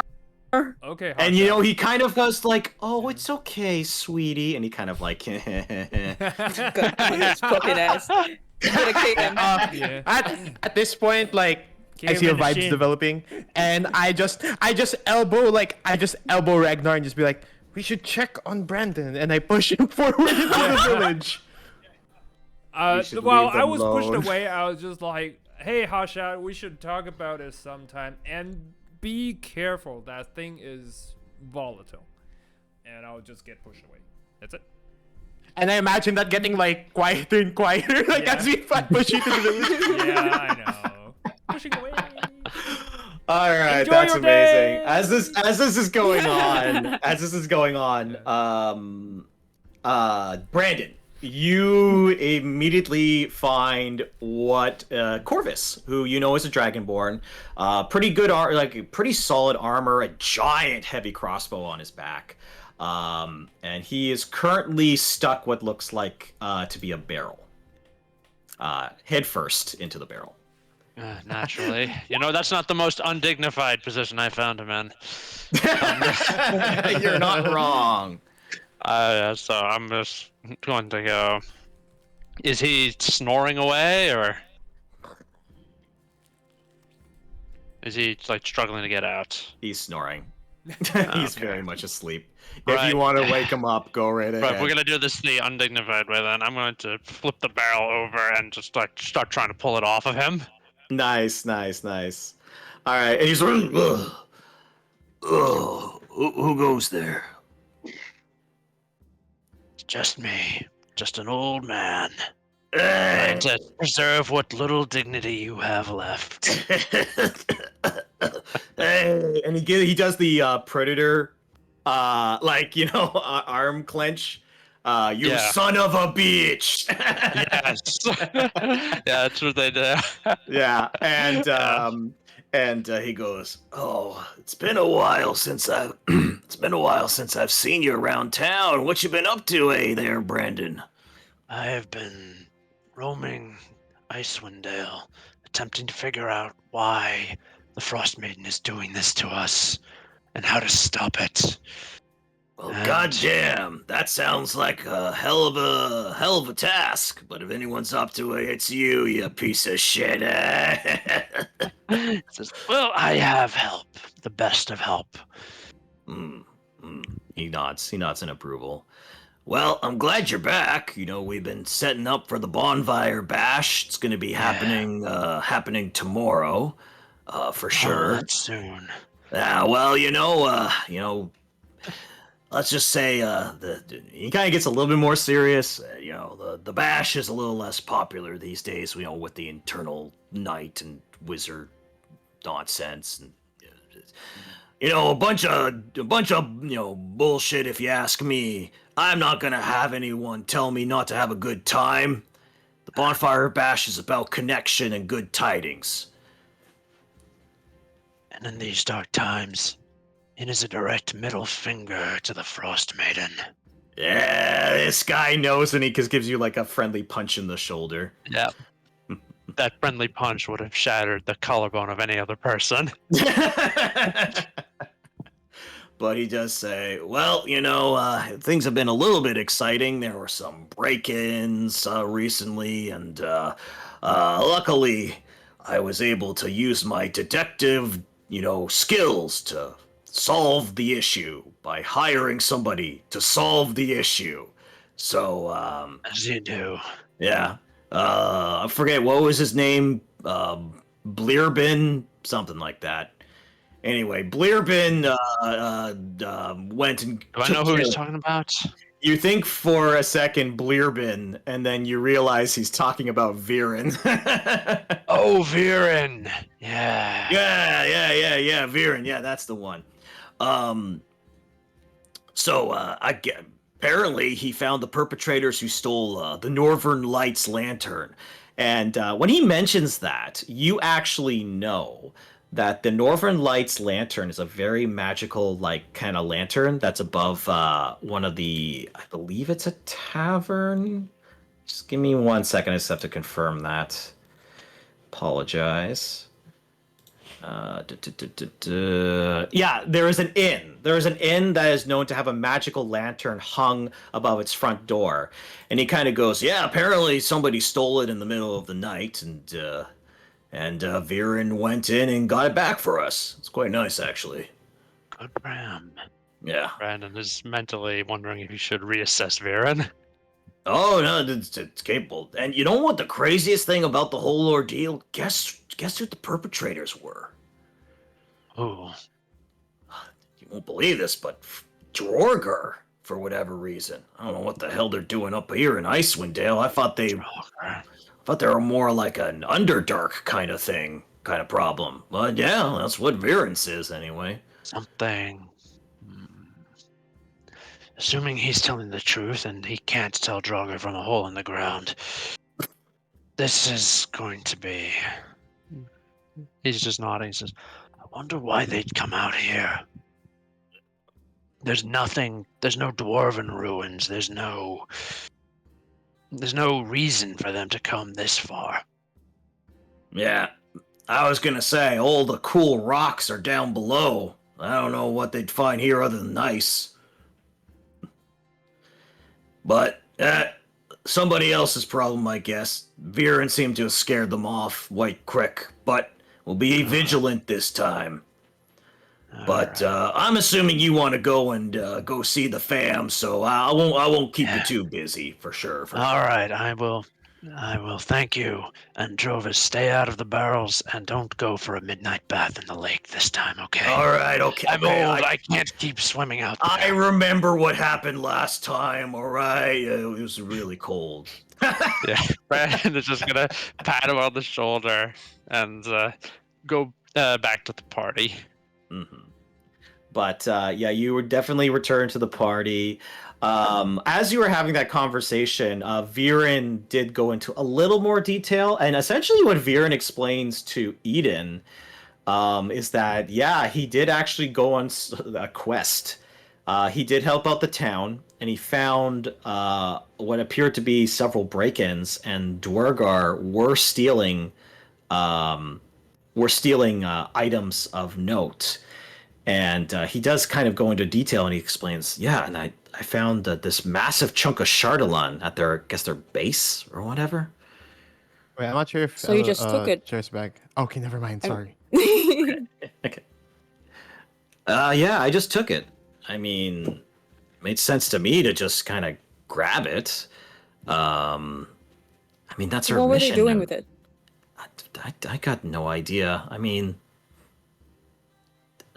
Did you check to see if they were like using it as a energy source, worshipping it, or I don't know. Maybe they were building something with it. I don't know. I have some theories, but we could talk about that later. Anyway, the good news is that we're collecting it, right? If we can find a little piece like this, we can find a big piece. I know it. I can feel it in my gut. you think they mined it from somewhere? He kind of thinks for a moment. He goes, possibly. God, if we could find a mineral deposit or something like this, that'd be fan-fucking-tastic. Yeah. At this point, I think Brandon would return. This seems like a suitably dramatic moment. Yes. But we were following you, so did we just meet you and then like we're back? Yeah, I would like to say you all kind of bump into each other, and then you make your way back. Yep. There you are. And I'm actually going to say, Baron. I flip him a gold coin. Say, keep up the good work, lad. I'm not gonna say no to a free drink for later. And he kind of he smiles and goes, you know, you guys with old saving Targos, and then I guess killing that cold-hearted killer, and then saving that guy who was on the mountain. You know, I had to prove myself a little bit. You know, it's just fine. Don't worry about it. You get the sense that it's a little bit of a competition with Viren, but it's also like you are definitely you definitely are inspiring a lot of people with your That's good. your quests Can for sure. Can I remark what you said? Yeah. Can I just say oh, are you trying to one up us? He kind of stares you down, Brie, and he basically says, you know, I've got my own motives, and let's just say I'm not getting left behind. Yeah, keep up the good work then. Yeah, noted. He doesn't know how to feel about that, but he kind of nods. Brandon is just going to nod as he's saying this, and he's going to say, and I have one more stop to make while we're here. Which is The good old family ranch. Yes, he is And going to- it's not too sorry, I don't mean to cut you off, Brandon, but Yeah. it's a little ways out of town, Oh yeah, but yeah. not that far. It's maybe a 10-minute walk. And Viren kind of goes, yeah, the Snowwind Ranch. It's all everybody real talks about here. why? Honestly, I'm kind of curious. You mind if I come with? I kind of want to see what this place is all about. Brandon is just going to look down. He's going to say, "It is about these little fellas right here," and he's going to pat Peanut on the head. Nice. More peanuts. More baby Yes. peanuts. There are going to be a lot of buffalo. There are 200 of them. Oh, Jesus. 200! That's right. I Oh, forgot. that's a lot. massive sprawl ranch, dozens of ranch hands, and a very large family. So sorry to put this all on you. This is no, that's fine. Do you have a couple more rocks you can bash me? Have you guys ever seen Yellowstone? Yep. I've seen clips, yeah. Yeah, it's basically this is his life. He is John Dutton, basically. Yeah. Well, speaking of the ranch, I have a picture. Hooray! I do have a story behind this picture. Ooh. It took me an hour and 10 minutes to find a fucking image that wasn't AI generated of a farm. Oh, God. nowadays- And I was about to die. Respect the dedication, soldier. I was like, Yes. thank you. I Good job. appreciate that. I was like, oh my Super god. Earth appreciate your Super fight Earth. against the automaton menace. Nice. Thank God for Super Earth. Uh, All right, let's see if we can change up the music a little bit. We'll go to Old Alright, while you- Town, and we'll do While you change crossroads. that up, I am gonna quickly dip to get some water. 1 second. Okay, yeah, of course. Hold on. Oh, that's way too loud. No, too loud. Okay, much better. well, I can hear myself think. All right, so, but as you enter, there's a little bit of a difference between the image. Obviously, this place is like snow covered, right? Mm. But you see it is pretty bustling, for sure.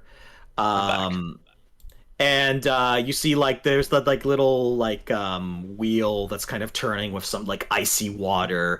I'd like to imagine, and maybe Brandon can add to the description, is that I think you have stone fences that are mostly Yes. made out of rocks, and that's how you've herded a lot of the massive amount of bison that you Right. currently have. It helps to keep like the different pastures separate, and plus they're a little more sturdy than the wooden ones. I mean, it's not going to keep the bison. If the bison decides to go through the fence, nothing's going to really stop that. But Mhm. if like it just wants to like rub up against the fence and scratch an itch, it's not going to knock the fence over and then say, "Oh, hey, look at that! I'm going to go see what's on the other side." Yeah. You need a pretty sturdy fence for sure. Yeah. Um, As for the like the water wheel, we do have like hay and similar hay fields and similar. Well, we had, and the wheel was attached to a mill that would help us grind it up. ooh, Um, nice. So it's probably not really doing much these days, given the eternal night. mhm. And one of the first people you do see that's on the edge, it seems like they're kind of like digging some paths in the snow, is your fifth child, Claire. And she has a big old hat on, kind of like colorful little jacket, and she immediately spots you and goes like, "Well, howdy dee! Look who it is! Is that old Pop here?" Nice. Text accepted. Yes, the Oh man. at this point, So Brandon just cute. hops off his bison, and he's he's not struggling to get through the snow at all. He's just moving. He just says, Yes, it is. Good to see you, Claire." Oh, I honestly was taking bets that you weren't gonna make it back here in time, but I'm Miss mighty it for the world. mighty happy that you did. Who are your friends over there? He's gonna point. He's gonna say, "Regnar, Brie, Ydin." Wave. Howdy. Yes, And you see- the and you dude see- with the sword. Who's the dude with the sword? Fuck, I'm terrible. Viren. The dude with the sword. You I have a intentionally new forgot. dad. That's so. Who are you? And then he's going to reach into his open the saddlebags and say, "And this is Percival, Kyle, and Oh Timothy." my goodness. Oh, jeez. Gee Willikers, that's a lot of friends you made on Gee your way. Oh, boy. Life comes at you fast, even at my age. I was gonna say, my. Well, we will better bring your friends in. It's cold out for sure. I was just Yes. trying to dig a path for us. The damn blizzard keeps coming in every once in a while and ruins my perfect path. So let me tell you. It happens. Don't worry, we'll solve the issue. All right, duly noted. Well, just make sure you watch your step. Sean and Sawyer have been up to their little tricks again, so. Oh, good. Oh, good. And just for context, Brandon, you know that Sean and Sawyer are definitely pranksters, The for sure. twins. The twins. Yeah. Of course, it's the twins. Of course. Of course. I mean, naturally. I may have took inspiration from other things. Don't worry about it. But you do make your way down the path, and you see some people kind of walking around. Actually, I think the one of the first people you see is. Oh, God, I want to make sure I'm getting everybody's names right because you have such a massive family. Okay, actually, you know what? I think you see you see Colton. Yes, you see Colton. Yes. Younger fellow, short brown hair. He's got a bit of a stick with him. And he just kind of smiles and he kind of just gives you a hand gesture, which you are able to understand. And I would say Brie, Regnar, and Ydin, you pick this up just naturally. You get the sense that he is mute. He can only speak with sign language. Cool. Cool. But he does kind of sign a message to you, and he says, it's interesting. He kind of just says, "Good to see you, Dad." It's interesting because it's hard to pick up tone with him, obviously, because he's speaking via sign language. But that's what he says. And Brandon just nods and says, "Likewise, it's good to be home." And he kind of does a respectful smile. But he does kind of give you a little bit of distance. He's not as right in your face as Claire is. He's definitely, obviously, for a lot of reasons, he's a more I'm gonna reserved. actually look. Yeah, I'm gonna actually look at Claire and say, "Claire, where's Cassidy?" Where's Cassidy? Well, she should be coming back soon. She was kind of down in the deep parts of the good old farm. I mean, you should have seen Walnut today. Oh boy, he was messing up a storm. Walnut. Are Yeah. all of you Yeah, there's Walnut, there's Peanut, there's Cashew, there's Oh my Pistachio. Oh, little Almond. Pistachio. Almond. Oh God, Almond is just the cutest little thing. oh my goodness. They're Right. all nuts. I was like, oh, this is perfect. I can use this. Yeah, yeah, we are raising nuts. Nuts. But she said she'll be back soon enough for sure. And you hear a clamoring in another room, and you hear, oh my God, Koopa, for the love of God, it's not a goddamn ghost. And you see a little bit more of a more chubby man reveal himself in the other room, and he basically has a stick as well, and he says, "Listen, you don't know that. You never can be too careful these days. Let me tell It's you." not a ghost. It's your father. Oh, it's just as scary. Brandon's just gonna nod. His head. Yep, it's good. Hey, Dad. I made you something if you ever came back. And he pulls out one of his millions of pendants to ward off evil spirits. As you recall, that he is terrified of ghosts, and he constantly thinks everything is haunted. I think he's But- onto something. Can't blame him. Yeah, I mean, Eden's like, I respect it. Yeah, yeah, he ain't wrong, but he is. There are some things that are haunted, but this currently is not. All right, yeah, he's gonna nod and he's gonna take the pendant and he's going to say, "Give me 2 more. There are people who need it more than me." The least I can do. Yep, so I'm gonna take this. I'm gonna take the 2 more. I'm going to give it to the kobolds. Okay. Then And you see the shouldn't he be kobolds grabbing look the- at them and go, "Oh, sweet, free firewood!" And then you immediately start walking outside. No, just like, no, it's boy. not firewood. You wear it and it wards off evil. They tilt their heads. Really? Really? Really? I'm just Guys, you're kind just of- one NPC disguised as 3. They all wear they're wearing 3 kobolds in a trench coat. Oh, don't worry. We'll get to We'll that get to the later. Pretending to be a dragonborn. All right.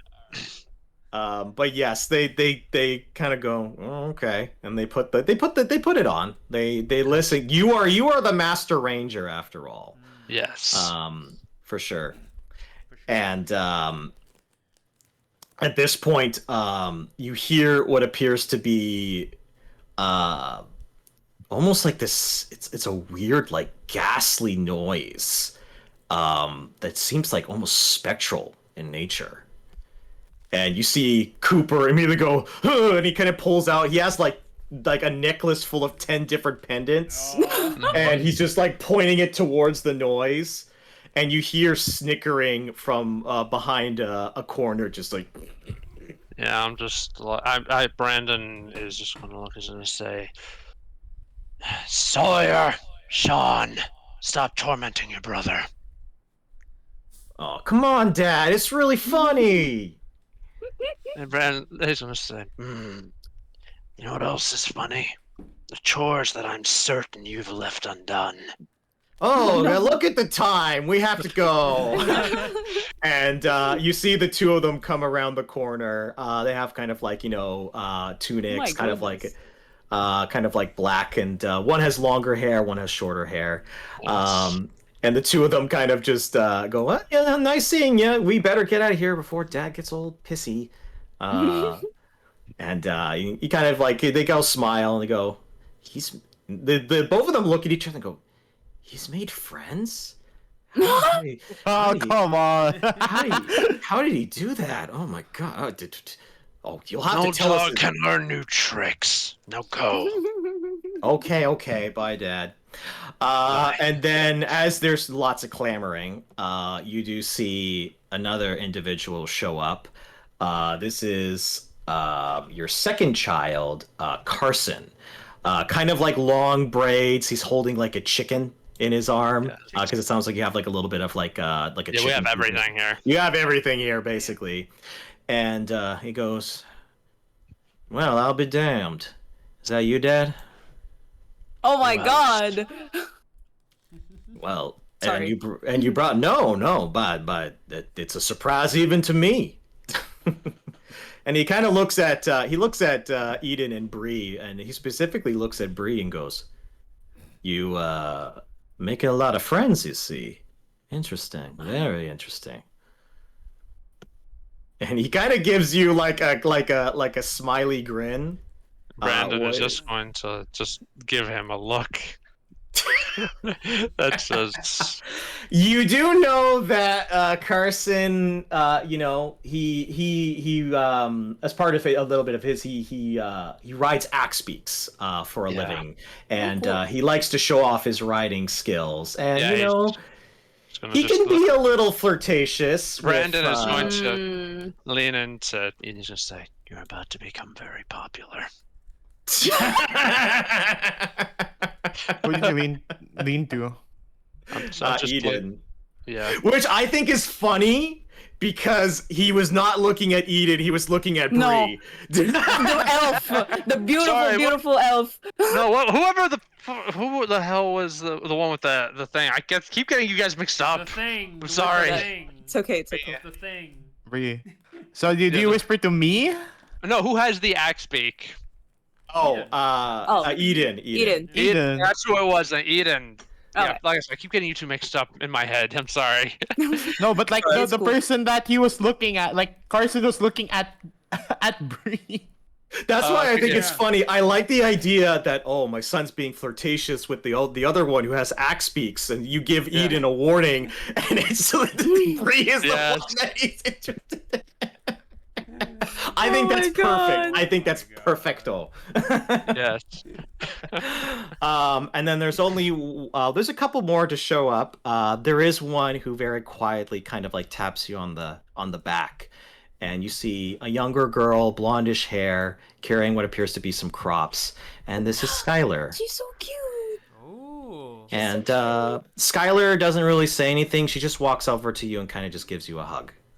Yeah, So and cute. Brandon is going to hug her back. Where I don't see the picture on roll 20. Oh, it's on the side. bottom You right. need to move Bottom the right. image. You need to move the yeah. Oh, there we Yeah, go. I There thought we go. Now I see I it. didn't get that at first, so yeah. Then I realized, oh, it's on the side. There we go. Got it. Thank you. Yep. Brandon's Right. got a large and very odd family. Part of the reason he is the way he is because he needs to keep all these characters under control. Yep. I had Mhm. so much fun writing the personalities of your family. It was great. I was having a great old time. But yeah, no, she just gives you a nice hug, and she just very quietly says, "I'm glad you're alive and okay." Aw. So am I. Okay. So am I. I wanted to show you, but maybe after supper I can show you what I've been What is working that? on. Because you know that she's an artist, and Right. she likes to do paintings. But Right. she is very she's not confident in her abilities, despite the fact that she is actually quite good. She's so cute.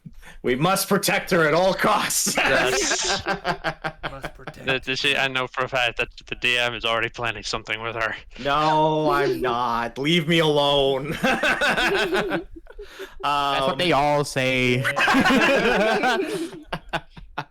But you do see one of the final people to walk in, having hear all the hubbub, is your first daughter, Cassidy. Cassidy. Oh, ma'am. Yeah. Where? She Walks is- in. She She is a hard woman because Brandon has in fact laid a lot of expectations on her. She is his heir. And I will say okay. this, you definitely, so as far as like capabilities, right? You definitely think Carson could probably do okay in a fight, but out of all of them, who is clearly the most trained to fight and be a ranger and a leader, it is very much Cassidy. And you see her go, Yeah. "Good, you got my message." yes. And I'm Glad glad to to see you're all right as well, Cassidy. Yeah. Well, I figured with the bash happening tomorrow, it makes sense that you come back at least for a little bit. Yes, I was hoping to have everything wrapped up by now. My apologies. It is more complicated than I originally thought. Yeah, things tend to be. And don't worry, we'll figure it out. She also looks incredibly tired. You think about, oh right, this celebration is a pain in the ass to plan with the town, and it sounds Yes. like she has been working overtime. Yeah, In so that Brandon regard. is going to just clap her gently on the shoulder and say, "Have a seat. You've earned it." All right. Okay.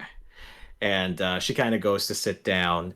And you see Claire go like, "Well, we were just about to have some grub to eat. Why don't you all sit down for a little bit? You certainly look a little peckish."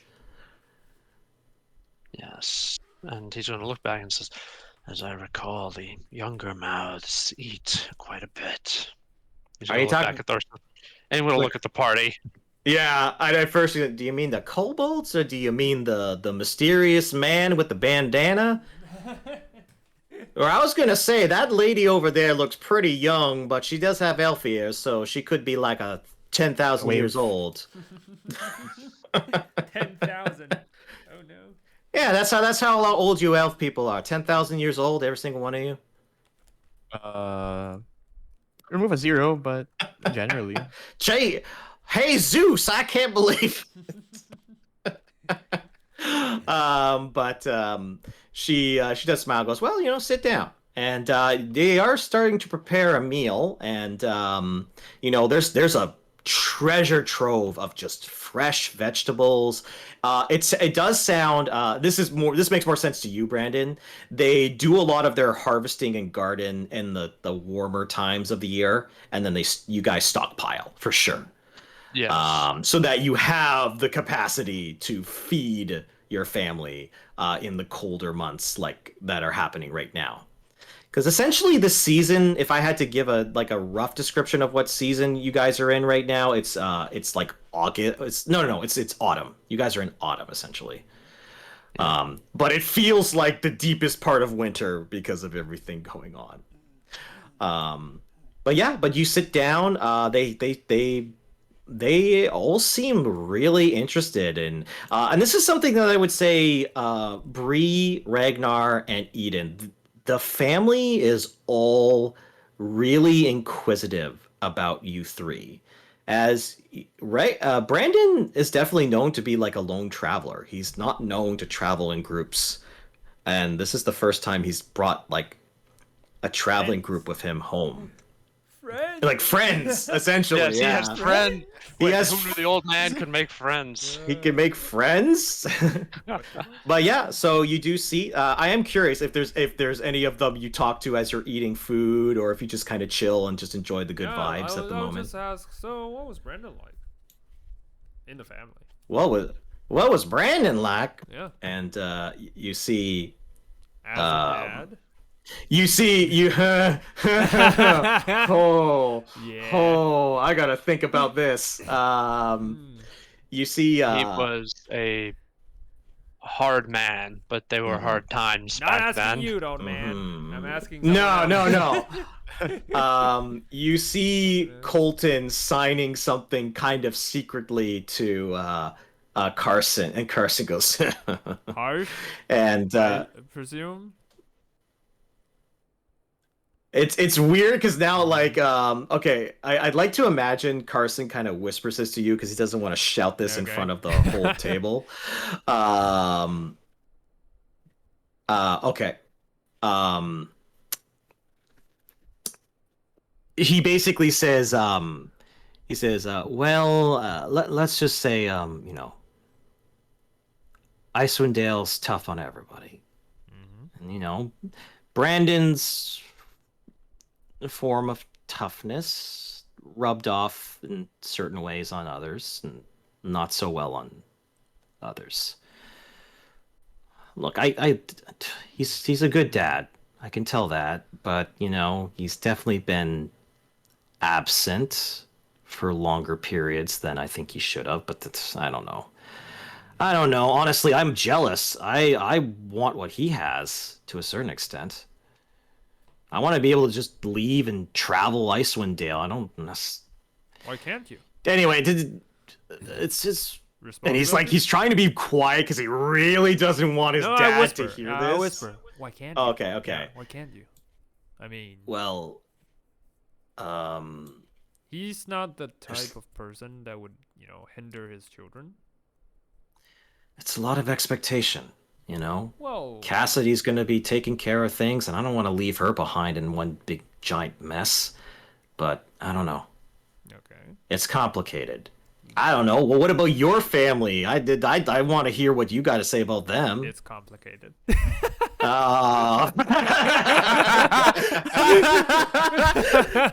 Thanks. That's really the answer, huh? Yeah, that's the only answer you ever get until beautiful. you meet my family.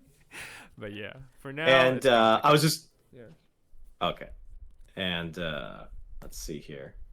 Okay, I just want to make sure my mic was working. I wasn't sure if Cherry was still having like technical issues on her end, but hopefully she could still hear. It sounds like that, but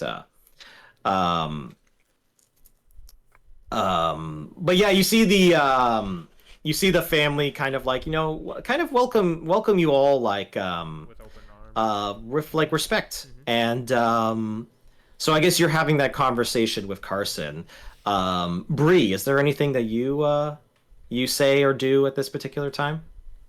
I think like the whole scene unfolding actually leaves her very quiet, I think. But not in like a quiet where it's like sad, but more of just like happy to observe, like it warms her heart seeing like a big family this close. Nice. Yeah. I think it also is interesting because it gives you guys a different perspective on Brandon, as you've seen, the harsher, like more survivalist side of Brandon when you guys are on the road. And I think this is probably a side of Brandon that you're all kind of like probably a little bit surprised to see Yep. a little bit. Definitely. Does Um, put his comments into some context. He does have mhm, something else that he cares about. mhm. And the only person who doesn't show up to the table is Soren. Soren seems to have locked himself in a room somewhere, and you don't know where, but um, he has chosen to be absent. And Brandon has a couple reasons why perhaps he might be doing this, but that is up to him to reveal or not reveal. However, the meal is finished. You all kind of like, eat up the food relatively easily. No problems in that regard. And if you want to, you can take a long rest at the Snowwind Ranch / farm for the night, because tomorrow is the Bonefire Bash. All right. Yes. Let's rest, I guess. All right. One thing with you, Brandon, though, is before you go to bed, Skylar does show you the painting that she painted, and it was that of a very large bison leading a small group of what appears to be infant bison or baby bison across a snow-covered wilderness. And it's really well drawn. Like, she's getting a lot better with her watercolors, for sure. And she says, well, I think it's bad. I don't think it's good at all. But I wanted to show you it.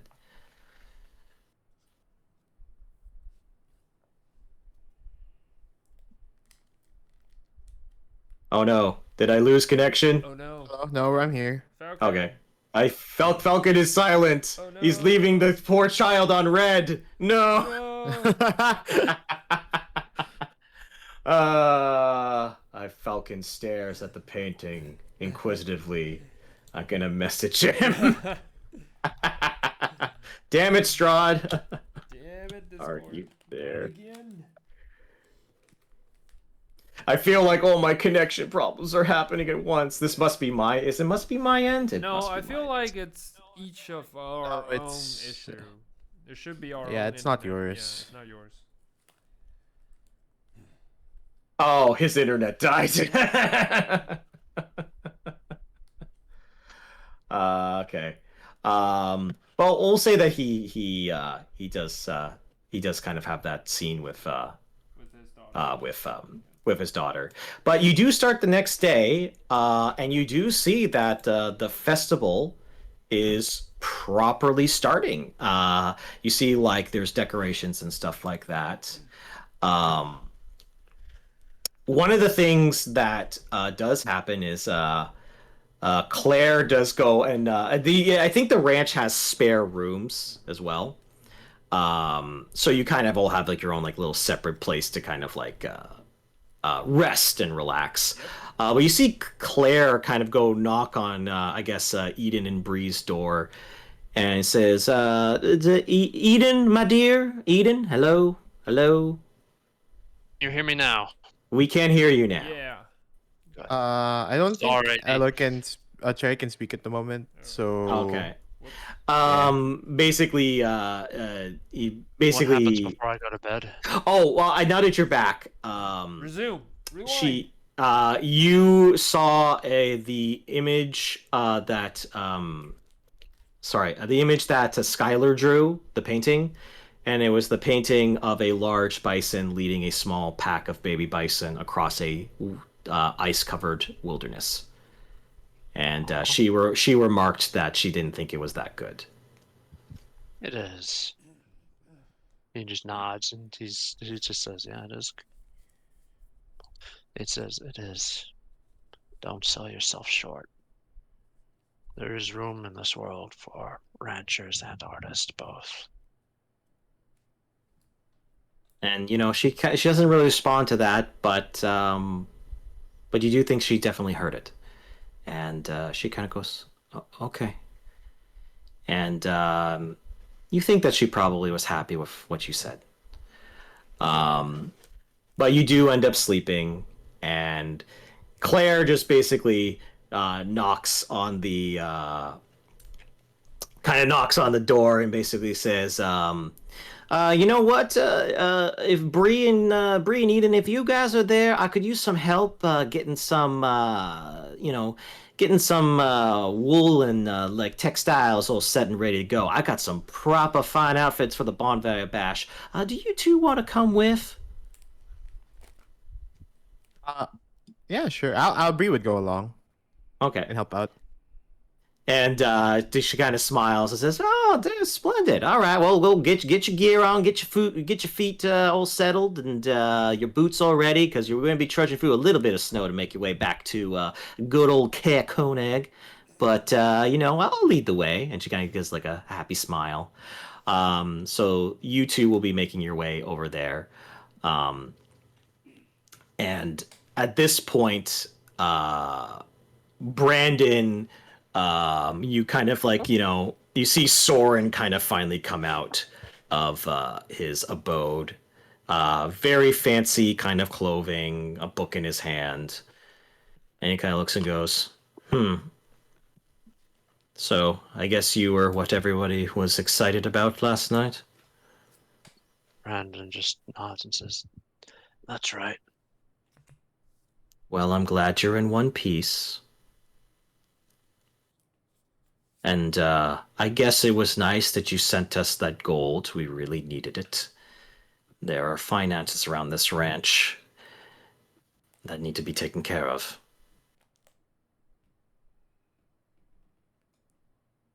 He's not necessarily being argumentative, but he's definitely not being as friendly as everybody else. Yes, he just nods. Brandon nods and he says, "I understand. I'll see if I can help right this ship before I set out again." Don't worry. Somebody has their hand on the wheel. Mm. And he kind of like walks by you, and he actually does like a very slight shoulder shove as he walks by you. There's very much a tension between Soren and Brandon. It's very clear that Soren is not a fan of Brandon for whatever reason. Yes. And Cassidy also shows up and kind of goes, Soren being an asshole again. Yes, but it is to be expected. It's just, it's a lot of pressure right now. I mean, everybody's stressed out because of the Bonefire Bash. But hopefully the celebration will do us all some good. And I might want to talk to you a little bit later tonight, but after things have settled during the celebration. Yeah. I'm just glad you're back. Yes. And I'm glad to see that you are all still in one piece. Nice. Yeah, he definitely seems like he has something to say. He just doesn't know how to say it. So he's not going to bother before just going out to just check on everything else around there and make sure that the kobolds haven't been trampled to death by the bison yet. Yeah. Exactly. All right. Where is the? There we go. All right. So we're gonna actually cut back to Caer-Konig, where Brie and Ydin are traveling to. And you see Claire has kind of got a smile on her face. It's like, oh, well, it's not that far away. Nice lady that runs the shop. She's been here for a couple years now, but I put an order in. I just need some helpful hands. I don't have as strong muscles as you, dear. My God, you must have one hell of a workout regime. She kind of looks at you, Ydin. I just do a few hundred push-ups every morning. No biggie. Holy moly, guacamole! That's the biggest amount. I was kidding. It's good that Eden's so strong. She's caring for the both of us. I ain't lifted shit. And she kind of walks in, and And she, as you kind of enter, it's a beautiful store. It has like lots of like fabric and like you just linen and like a couple like rugs and stuff like that. And it's all kind of decorated for the bonfire bash kind of theming. And Claire kind of just knocks on like the countertop where I guess the transactions happen. And she says, "Well, it'll be nice to show off some new folk. Hey, Desi dear, can you make your way down? We got some new friends to show." And you see walking from a back a bluish-skinned furbolg who has kind of like a covering over her eyes. And it's a little awkward because Ydin, you recognize this person. Uh-huh. Yep. From your flashback. Oh! Oh! Right. I'll look at her and say, well, Well, here's the nice interesting to thing, meet Ydin. you. Here's the thing interesting, Ydin. I'll just explain Yeah? the situation. She is blind, so she doesn't Oh, right. necessarily know that you are there. So that's up to Cool. you to reveal or not reveal. Right. Actually, in that case, I'll just whisper to Brie and say, like, can you please speak for the both of us? I have a sore throat today. Okay, I like that. I just say like, well, you are carrying for me as well. Sure. I will speak on behalf of both of us. We're gonna get the textiles, right? Yes. Yeah, just like, good morning. We're here for the textiles for the Bonefire Bash. Oh, for the Snowwood family. Yes, of course. Let me get that for you. And she kind of goes into the back and she very elegantly folds everything up for you. And she actually properly puts it in like essentially like a sack that's built for like carrying like a lot of linen and stuff like that. And she says, "Well, here you go. And you're friends with Claire?" Just met her today. We're friends with Brandon. Oh, well, Brandon seems like good people. And you see Claire go, "Seems? Oh, come on, Desi. You got to do a little bit better than that." Oh, he's nice. He's nice, and the family has helped me out. I'm definitely friends with Claire. It's like, I hope so. I've known you for years now. And anyway, she makes just the best damn textiles I've ever seen. Anyway, we won't take any more of your time, little Desi dear. But give us a holler if you need anything. I appreciate all your fine work. And she kind of goes, "Noted. Well, it was nice to meet you all." And Wait, pause. I want to see if I want to throw Cherry under a metaphorical bus. Do it. Oh Do it. yeah. Do it. All right, so I Dude. just say like, I just kind of grab the textiles and like, and I just kind of say like without much thought because I don't know the purpose of me speaking. Right? I just say like, here you go, Ydin. Eden's smile becomes a little bit strained, but she takes the textiles and quickly moves to leave. God damn it! Where's my dice? No. Where's my dice? Hold on. Yeah, you keep cackling. Where's my dice, you fuckers? Holy shit! This session's been wild. All right. Okay. Roll. As you leave, I would say Brie is probably the only one who notices this. There is a moment of recognition of that name that that Des shows on her face. But she doesn't like freak out. She doesn't like, come kicking down the door or anything like that. But it's definitely recognition. And as you're leaving, what idle task that she was about to do, she definitely has stopped, and it seems like she's thinking. But you leave the store. All right. Well, no reason for me to press. I had no idea any of this was happening. Hiya. Yeah. Just sweat is just dripping off Eden's head. Like, oh You know god. what? Oh jeez. Wait. Let me hold on. Can I roll insight just to see to gauge like how well Brie noticed everything? Hmm. For Eden particularly, I don't think it'll be hard. No. The DC Alright. is 5. Oh my god! Oh boy! Oh my fucking So I literally could. So I did notice. All right, fair No, enough. you don't. It's a natural one. It's a Natural one 5. means no. It's Okay. a 5.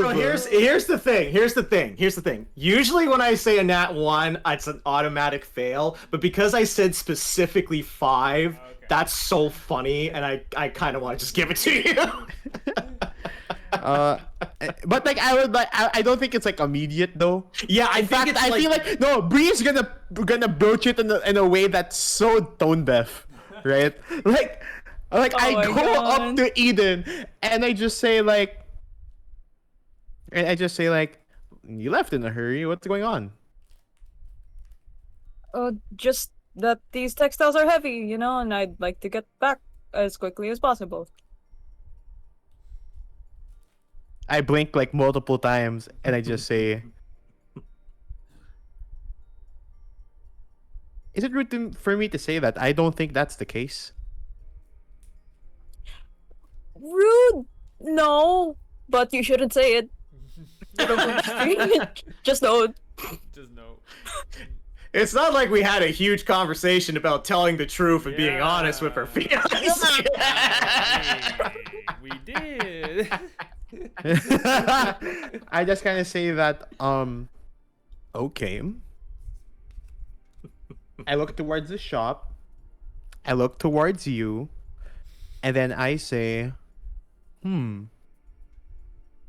so you're fine with me making up ideas in my head what could have possibly gone, like what has happened?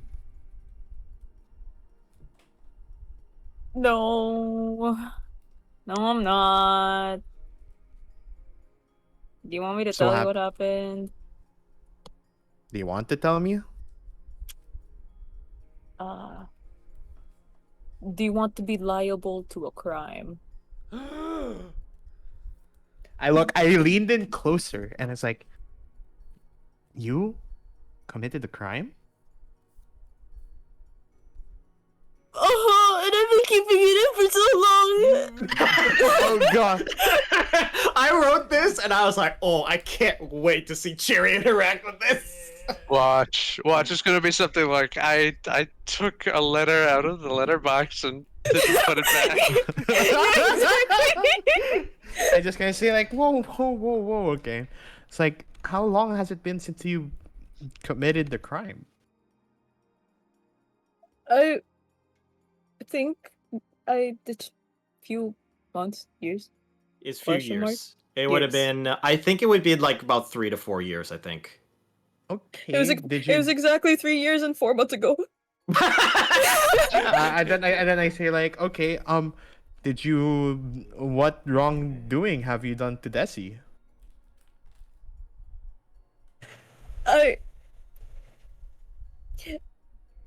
I made it so that she needed to hide her well, her identity. I allowed her to run away. Oh, Desi isn't the victim. Technically, she Oh. kind of is because, well, you know, it's not exact. Well, she wasn't in the best sort of like places to live. You know, it just didn't fit her. Is what I'm saying. So wait, Her and let his- me Her and Let me her clarify. husband, kind of. okay. Let me clarify. Your crime is the Desi and her husband weren't allowed to go, but you let them go. And I lied to my superior about it. Huh. I made it seem like I killed them. I mean, did they do anything wrong? They stole something, but they gave it back. So technically, I'd say that's not done. And they've righted the wrong. So Well, this secret will stay with me. Um, don't worry about it. It will not go anywhere. are you sure? I mean, personally, I don't think you've done wrong. For I believe that I don't think goodness or wrongness comes from from a letter on a piece of paper or a declaration from someone.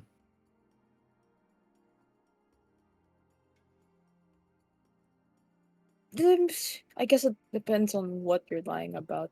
This one, I just didn't think it was right to kill them. Then And- you're much better than a lot of people. I You know didn't many. do anything wrong. And it's at that moment that you didn't realize that there is somebody next to you, and it's Viren. Huh?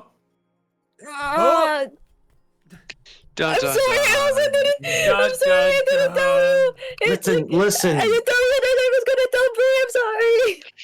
You see Viren's a little bit more composed than the freaking the fuck out Ydin.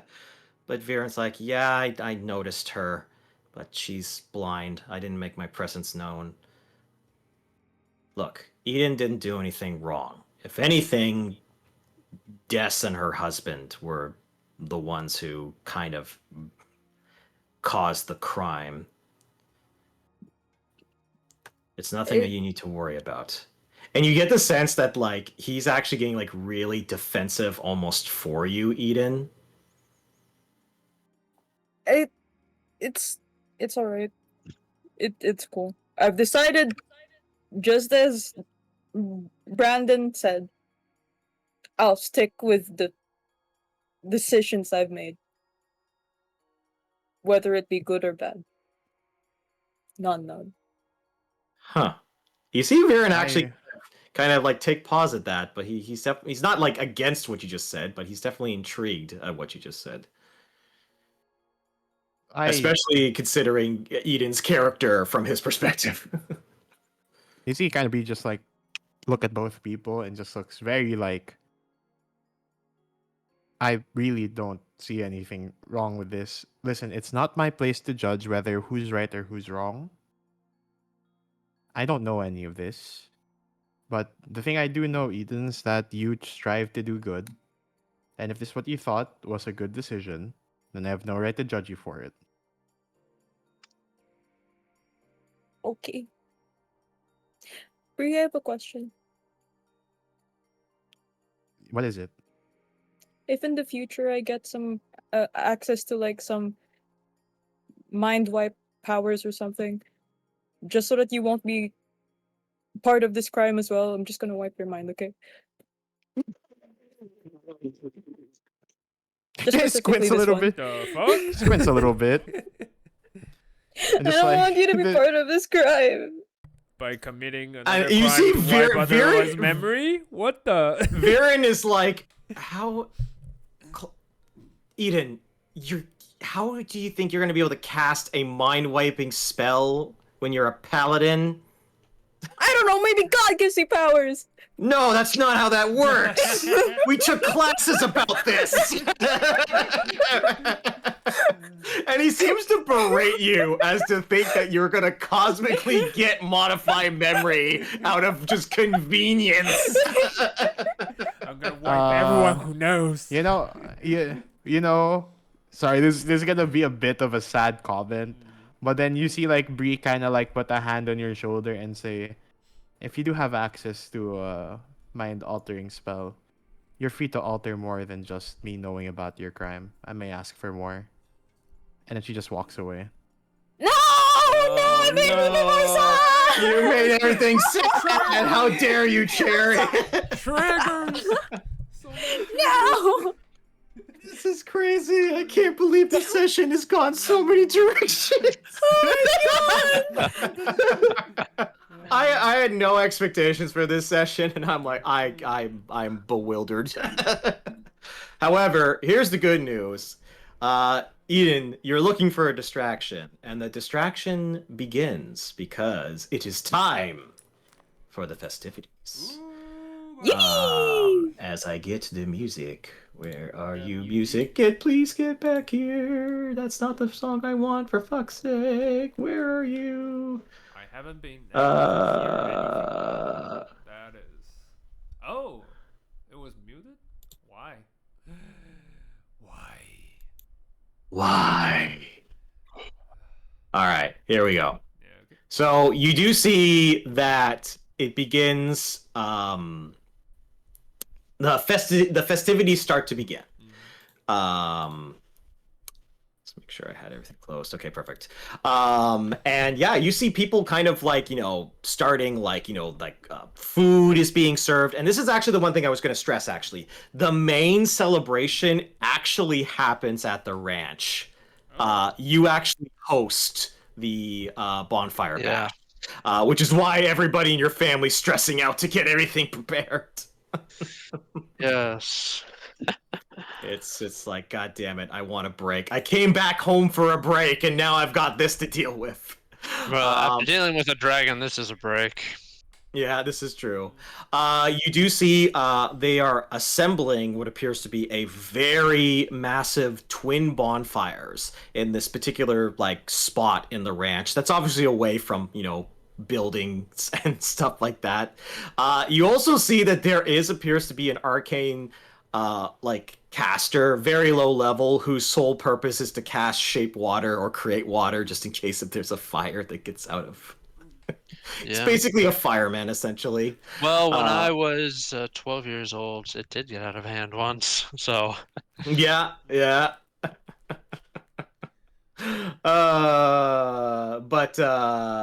But yeah, so you do see the celebration kind of going. So it is up to you. Viren at one point wanted to talk with Ydin about something, so they might have this conversation there. Regnar, if you want to kind of hang out and get more deets from the family about Brandon, you can also do that. As far as like stuff that's available to you, you see yellow flowers of primary decor at the Bonefire Bash. Yellow clothing, by the way, is also very popular with it. You see what appears to be a petting zoo that Claire seems to be running at this particular time with walnut and pistachio. And there appears to be even a contest where almond, which is the largest of the bison you have, there is a competition who can stay on almond's back the longest. Almost like the bucking bull, essentially. And there's musical instruments that people are selling, all sorts of stuff. So it is up to you where you want to go check out. What would you guys like to do? Brandon is making sure that everything is going smoothly. The fires are not getting out of control. Making sure Almond doesn't break any ribs this year. That's right. Otherwise, just making sure that everyone is safe and having a good time. And you're doing well. You are a gracious host, and the rest of the party definitely sees that. Like, I would say, as far as like the town goes, you are starting to see a lot of people have a lot of respect for Brandon. Some do seem to be a little bit fearful of him, though. He's definitely the kind of person that has a reputation of him. But you're seeing a lot of different sides of Brandon being revealed now that he's returned back to his home. But you are in work mode, Brandon. You are making sure that the food is stocked up. You're seeing all kinds of stuff that, like, making sure, hey, there's some people selling cider on the side. Make sure they don't get too rowdy. This is meant to be an event for everybody. Yes. And you do see a couple funny things. You see one person is selling what is called a helm of hands-free carousing, which is essentially, it's a Viking helmet that's like a beer cap. Yep. God damn it. And you see people that are doing like card readings. There's somebody who's doing like a little bit of a performance. Actually, I would say there's people dancing, if that's interests Brie at all. But what about you, Brie? What are you up to during this festival? Well, it's a festival. I think it's a rare time actually that Brie gets to actually dance for a festivity. So she's going to like claim like a spot near the fire and then dance for a crowd. All right, and you do. Actually, I'll say make a performance check with advantage. I already have advantage. It's one of my features. Oh yeah, of course. Yeah. Let's go. Yeah, performance. No. 29. Oh, 29. Holy fuck. It describe this elegant performance that you display on everybody at this celebration. The stage is yours. Sing. I think. No, it's dancing. So it's like along to probably like maybe like to a drum beat. She does take like center stage around the fire and begins to spin. And like maybe not necessarily ballet, but she does like a lot of jumping and spinning. Sort of like you know how certain dances have stories, right? Like of like of a tale or a play, right? Brie is going to dance a fable about a lost dove in a way, looking for her old nest. And it was an arduous journey. So it's a dance with a lot of ups and downs. And as the fire intensifies, it reaches like its crescendo, and like she like flips through the air, and then basically the whole dance then ends on a return to the nest or return to home, and a fun dance that actually it's easy enough where she then passes it to another person in the crowd, and everyone can like sort of like dance and like hop with one another. And as you finish the performance, you do see like there is some clapping, there's some cheering. I was surprised. As you, Oh my goodness. they are loving it, and it echoes across the ranch itself. But you perfectly pass off the dance. Can Regnar. Ydin drag? Sorry. Can Oh, Ydin sorry. drag Viren over so that we can also dance? By the Just- way, I just was for gonna some get fun. to that. You see, because you haven't seen Viren around, and you see Claire is pushing what appears to be Viren, who is changed into a more relaxed, comfortable attire. And you see Claire go, hey, look how I dressed up with a little boy here. He's actually What a wingman! Oh. Absolutely. Oh my goodness. And he looks pretty snazzy. He's got like a nice like kind of like gold, yellow, and red kind of tunic on, and he's like, she's more persuasive. I don't like it. But he is. I'm gonna immediately like wrap my arm in his and then swing him over and say like, "You look great. Let's dance." What do you want? And you pull him into this beautiful, like like dance, and it's a little bit more celebratory and just fun. It's upbeat, and you see like rest of the crowd is starting to get into it as music starts to play. You actually see that there's some like instruments that are starting to play in the background. That there's actually other bards there, and they cast what appears like dancing light over the dance floor area that has been set up on this ranch, and it begins to glow with different kinds of colors, mixtures of prismatic, of blue, of yellow, and red, and green, almost reflecting the little bonfires that are being made. And Viren does begin to kind of dance along with you, trying to keep pace. I would actually say Viren is not as good of a dancer as you. I think you are the better dancer, and you have to do a lot more of the leading. And you kind of he's like, am I doing this right? I just fucking...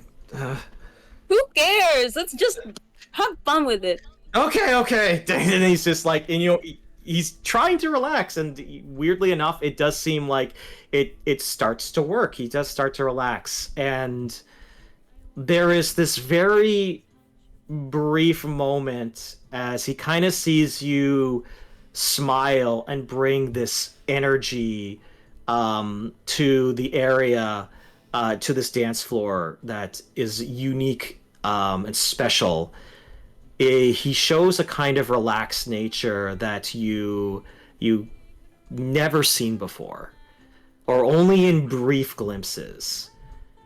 And it's nice. It's nice to see your friend finally relaxed after being guarded for probably a really long time. Um, yes, and as that's going on, Brie, you walk over to Brandon. I just going to probably sit down beside Brandon and just say that your town has a very impressive festival, Brandon. Brandon says, "It was more impressive before the Frost Maiden came." Is that the case? Yes. I see why you're so. This past day, I truly come to understand why you said what you said, and why you're out to defeat the Frost Maiden before your year's end.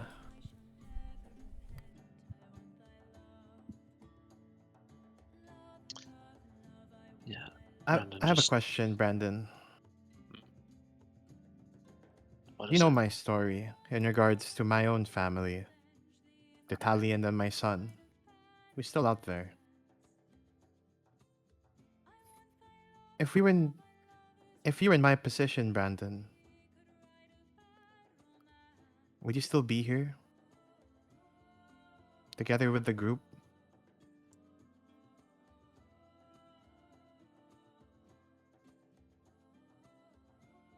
Brandon considers for a moment.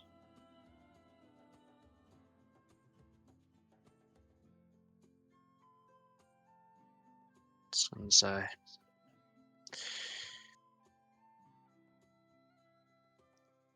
"I don't know. It's difficult to say what I would do in this situation. I only know of your story, the parts that I've seen and the parts you've seen fit to tell. So I can't say if what you did is the right choice or not. Suffice it to say, I do have a 10th child who is in a similar situation to your son. I don't know if I'll see him again or how the greeting will be."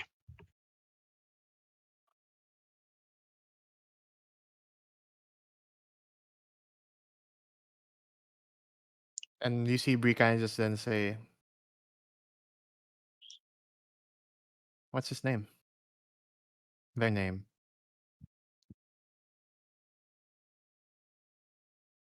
He just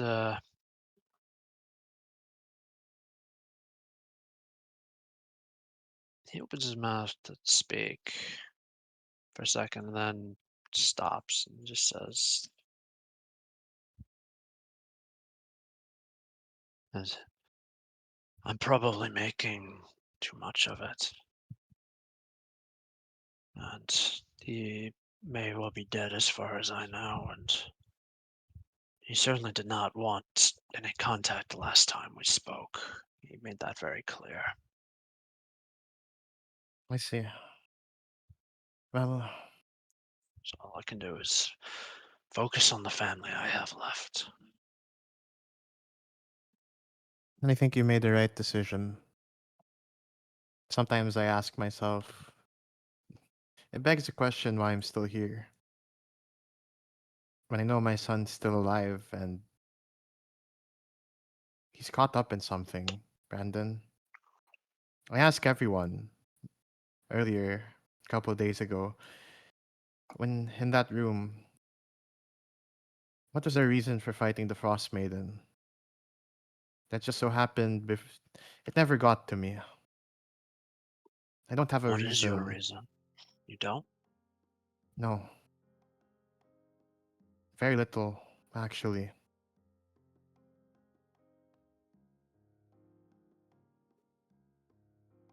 It makes me wonder.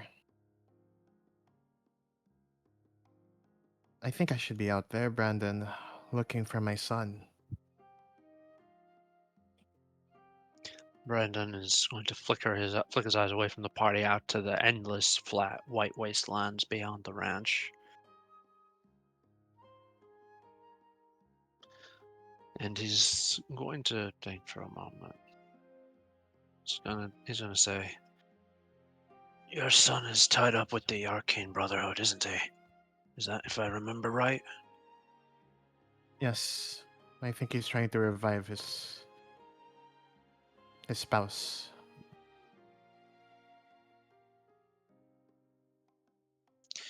I am not good with these Arcane Brotherhood types. You would probably, if you truly wish to save your son from the Arcane Brotherhood, perhaps consulting with Regnar would be the way to go. Were I in your situation, I would travel the Dales asking questions, seeking answers until I found out where he is, and then I would very likely wage a one-man war to get him back. But I understand if that's not your thing.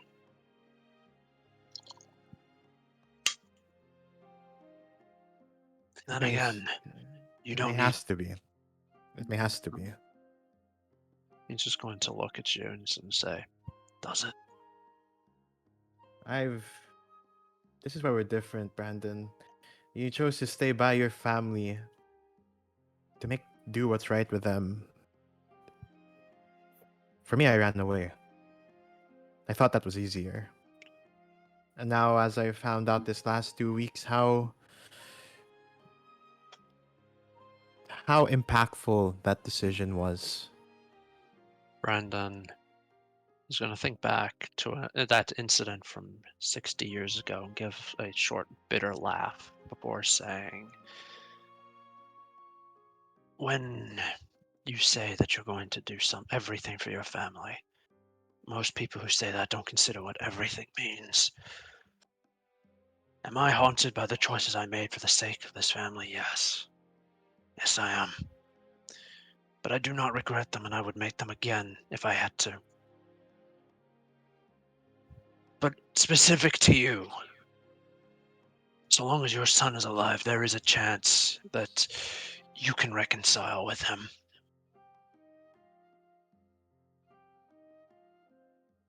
I hope so. Well, I don't know how the rest of this night will pan out, but I guess don't tell the group just yet. No. I'm not too sure if I will. At some point, maybe the urge to look for my son is greater than my urge to stay. He's just going to look and say, "If the urge for your son grows, let us know. The Arcane Brotherhood is up to something. And I think I think with all of this obsession over this Draconite, this thing that they're digging up, that Regnar wants, that they want, that the Duergar wants, I think I may have to pay the Arcane Brotherhood a visit and find out exactly what it is and why they're looking for it. Makes sense. And if I if you come with and happen to stumble upon your son, well, that would be a happy coincidence, wouldn't it?" It would be. It's not like I have a lead right now. It's just a feeling I have to act upon. He's going to say, he's going to nod and he's going to say, "Keep in contact with your son. You're luckier than I, you have the sending spell. So keep in contact with him every so often." I'll try my best. Well, thank you, Brandon. I think I have my head clearer than it was before. "Glad to hear that." And he's just going to give a pat on the back. Like the kind that, like, for him it's a friendly pat. For you, it almost sends you face first into the snow. It's like, ow, ow. And you need to learn restraint, Sir Snowwind. I am restrained. You should see me when I'm not. Oh, Jesus. And then I reply with more restraint. Yeah, he's just he's just gonna just pick up just a random rock, just toss it in the air, and then he's going to just squeeze it until it starts cracking as he's walking back to the party. And there's a couple people that walk by and see you do that, go, "God damn." Brad just says, "Sometimes I need to remind myself about the power I have in my hands." Mm. And as you kind of walk on your way, it leaves Brie to think. Certainly. Regnar, is there anything that you were doing during this festival? Well, eating, listening to music, and also asking the kids about their opinions about their dad and some stories if they want to share. Which NPC, which one of the kids you want to talk to specifically? I'll let you pick one. Well, I will let you pick. Well, whoever I can grab on the spot. You know what? You already started a conversation with I believe it's Carson. So I'll say Okay. that you could talk to Carson a little bit. Yeah, just grab a beer and grab some food and just talk to Carson. It's like, so. Carson's eating some like fried corn essentially, and it is quite delicious. Yeah, and you start up the conversation. Yep. Yeah. Any stories you want to share about your dad? Like, well, he's not around. I saw him got pulled away by Brie, so we're fine to talk for now. Yeah. Any small Well, details you want to share? Some. It's complicated. I Yeah. mean, listen, I respect the guy, but you know, everybody's got a different opinion of him. I mean, Cooper's fucking scared shitless of him. I know he tries to put up a good front, but he's kind of scared of everything at this Hello? point. Yep. Hey. Oh, Can you? Yes? What's up? Oh no, did I cut you off? Justin. Justin! No. Hello? You there? Yeah. Yeah, hello, Justin? We can hear you. No, he proper. disappeared No. again! Okay, no, I'm back. No, just go. I thought Okay. everyone stopped talking. Sorry. No, it's fine. In my Okay, it's perspective. fine. All right, Cherry, are you Yeah. here too? Just double checking. Just checking. Nope. Okay. God damn it! Not you at and a my spot. other friend Yes. keep doing that. In the shadows. All right. All right, so Carson does go. Look, like Cooper's kind of scared of him. Soren, on the other hand, just despises Yeah. him. What's his attitude? Like, I know, like you may not be agree upon other people's behavior. Yeah, but Soren he is- Soren went down to Bryn Shander years ago and wanted to start up his own like business and life and Let me stuff guess, like he that. failed. It did not go well for him, and let's just say he kind of blames Dad. I think even though Dad didn't do anything really, I don't know.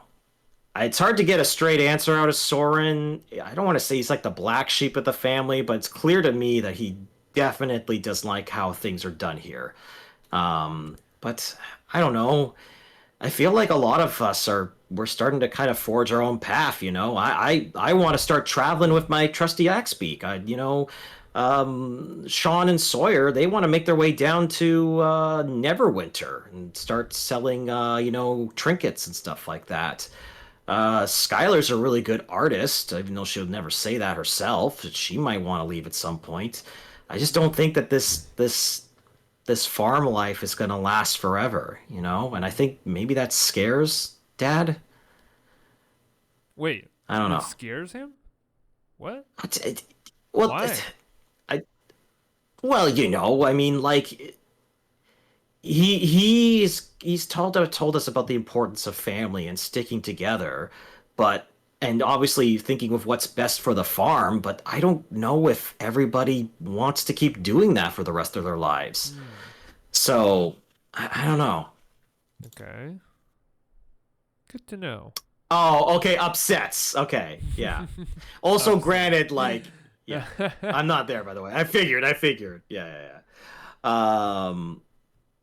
Yeah, because this is Carson's opinion on Yeah. the matter. He could be very, very off, Yeah. but I don't know. Personal opinion. I feel kind of stuck here because I gotta.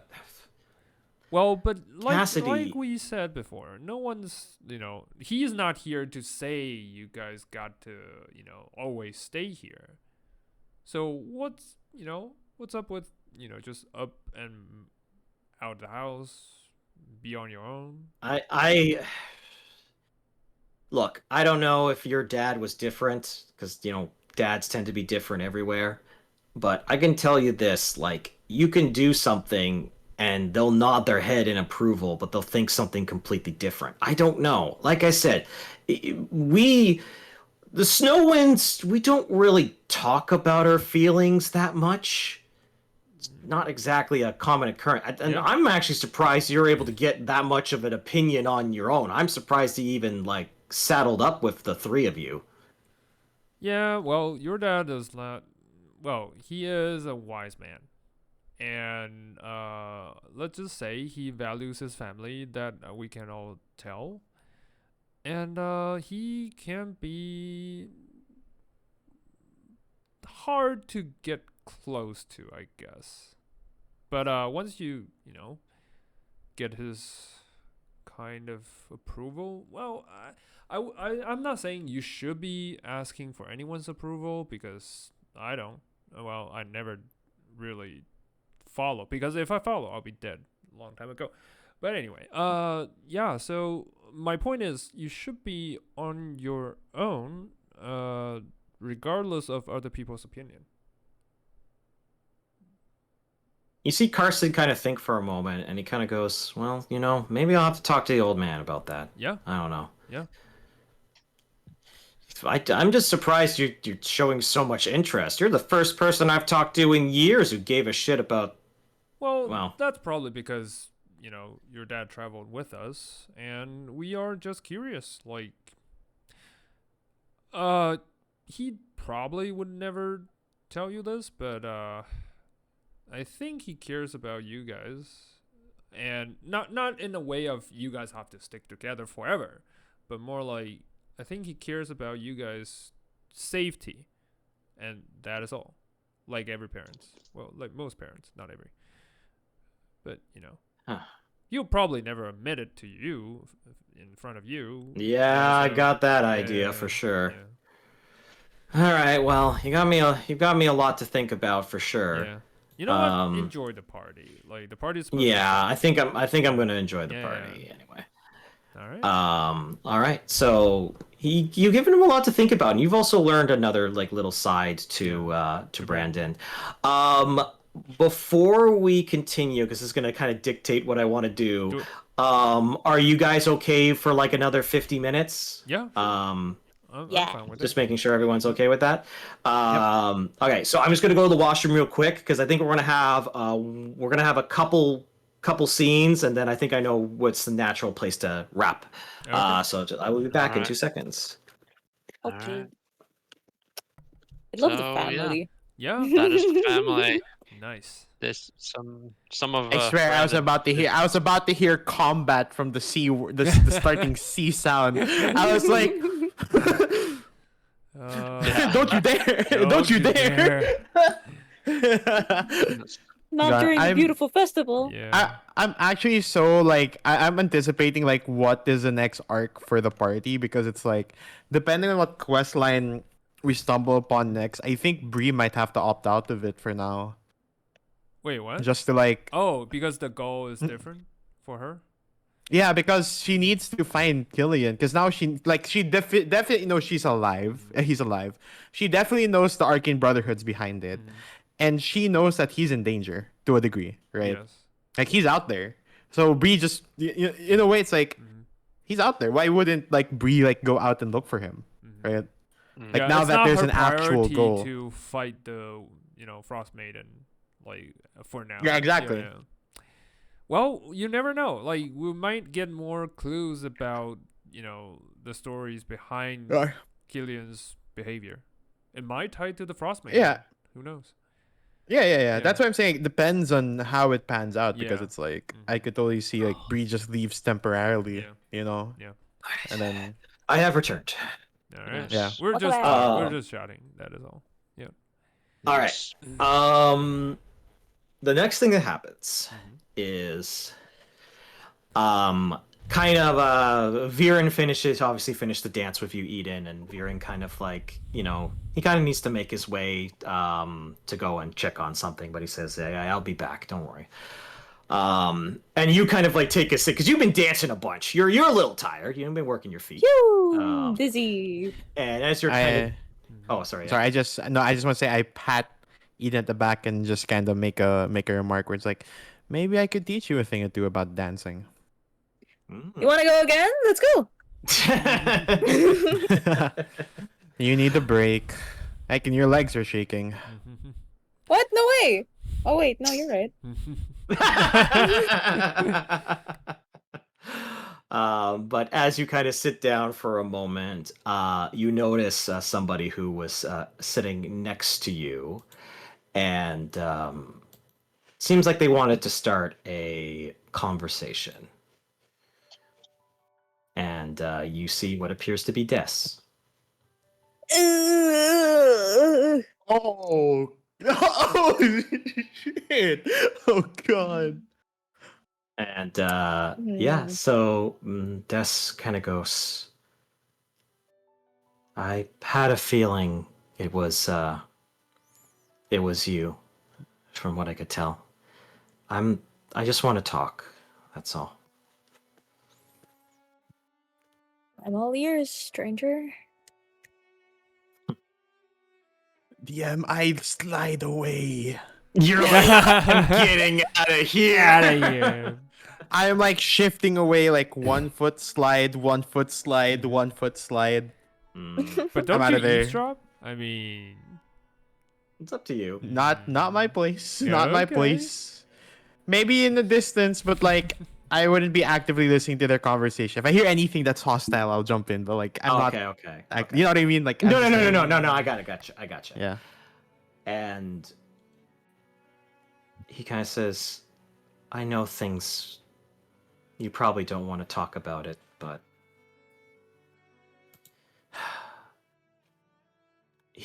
Chris never gave up on his vow of devotion.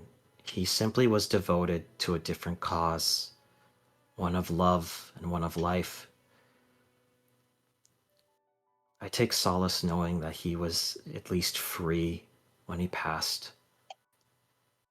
He's gone. In his I'm sleep. sorry for your loss. And you see it kind of like, she kind of holds her breath for a moment, but she kind of keeps her composure. At first, I didn't know what to think. I've heard that there was a paladin going from town to town, but at first I was just assumed that you're a soldier, but you're more than that. I've heard the work you did in Targos, and that's something that St. Trina would not have done. That's something you decided to do. You make your own choices, and I've also learned you may have spared us in more ways than one. That Chardalon that Chris took, it's evil. It does things to people. Chris was acting strange when he took it, and I figured it was stress, but I know now it wasn't. It turns people into a worser version of themselves. And I know that if we traveled any longer, who knows what would have happened. So I thank the gods our last days together were not tainted. I'm glad that you two lived a happy life together. She kind of looks in your general direction, still being blind, but using her other senses. If St. Trina wants something that can do something like this, who knows what she intends to use it for? Who knows what she's already done with it in the past? Ydin, you've got to be careful. You could hurt people you care about if you're not careful trying to bring that stuff back. I just felt I owed you that warning, considering the horror you probably saved me from. I'll be careful. You aren't in contact with it, are you? No, I'm not. I've Where stayed did you far learn away. about it? There was a man, a wizard. I think he had a brim hat. His name was Dazan. That guy. Yeah, all the way back in the beginning. Yeah, he was talking to me about it, and I asked, and he gave me an honest answer. And I felt a little bit better knowing that that didn't happen to Chris. But I know that actions speak louder than words. So I know you did a lot.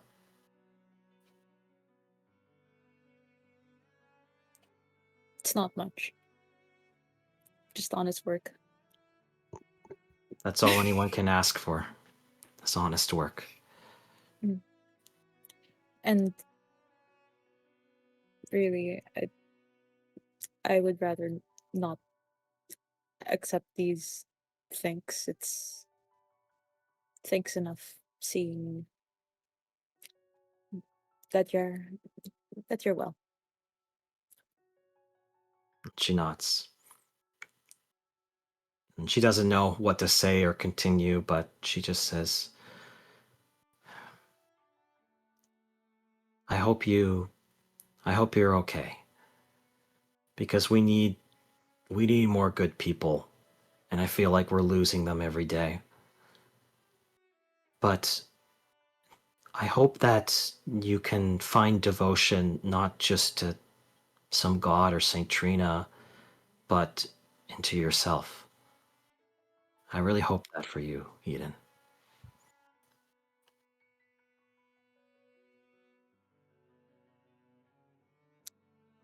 I understand you mean well. So I'll just say thank you. She gives a respectful nod. And she makes her way out. And around that time, Viren has returned, except he's not in his tunic. He's in his gear. Oh And, man, I liked you when you were all loosey goosey. You look nice. Well, it's Look just, handsome. listen, you'll have to save that for another time. I think I might have found something important. Get your gear. What? Found what? Just follow me. I don't have time. We gotta go. Alright. I'll grab my Warhammer. Let's Yeah, go. your gear, and you start making your way. Wait, I was there. Yeah, was you listening. want to follow? yeah, you can follow. I say no. Mm-hmm. I'm gonna. Oh gosh, I feel like if I try to go for Ragnar first, I might lose them. I'm gonna just cast Sending to Ragnar. Mm-hmm. I'll cast Sending to Ragnar and just say that what's this? Viren, Ydin, leaving for something. M following. Might be danger.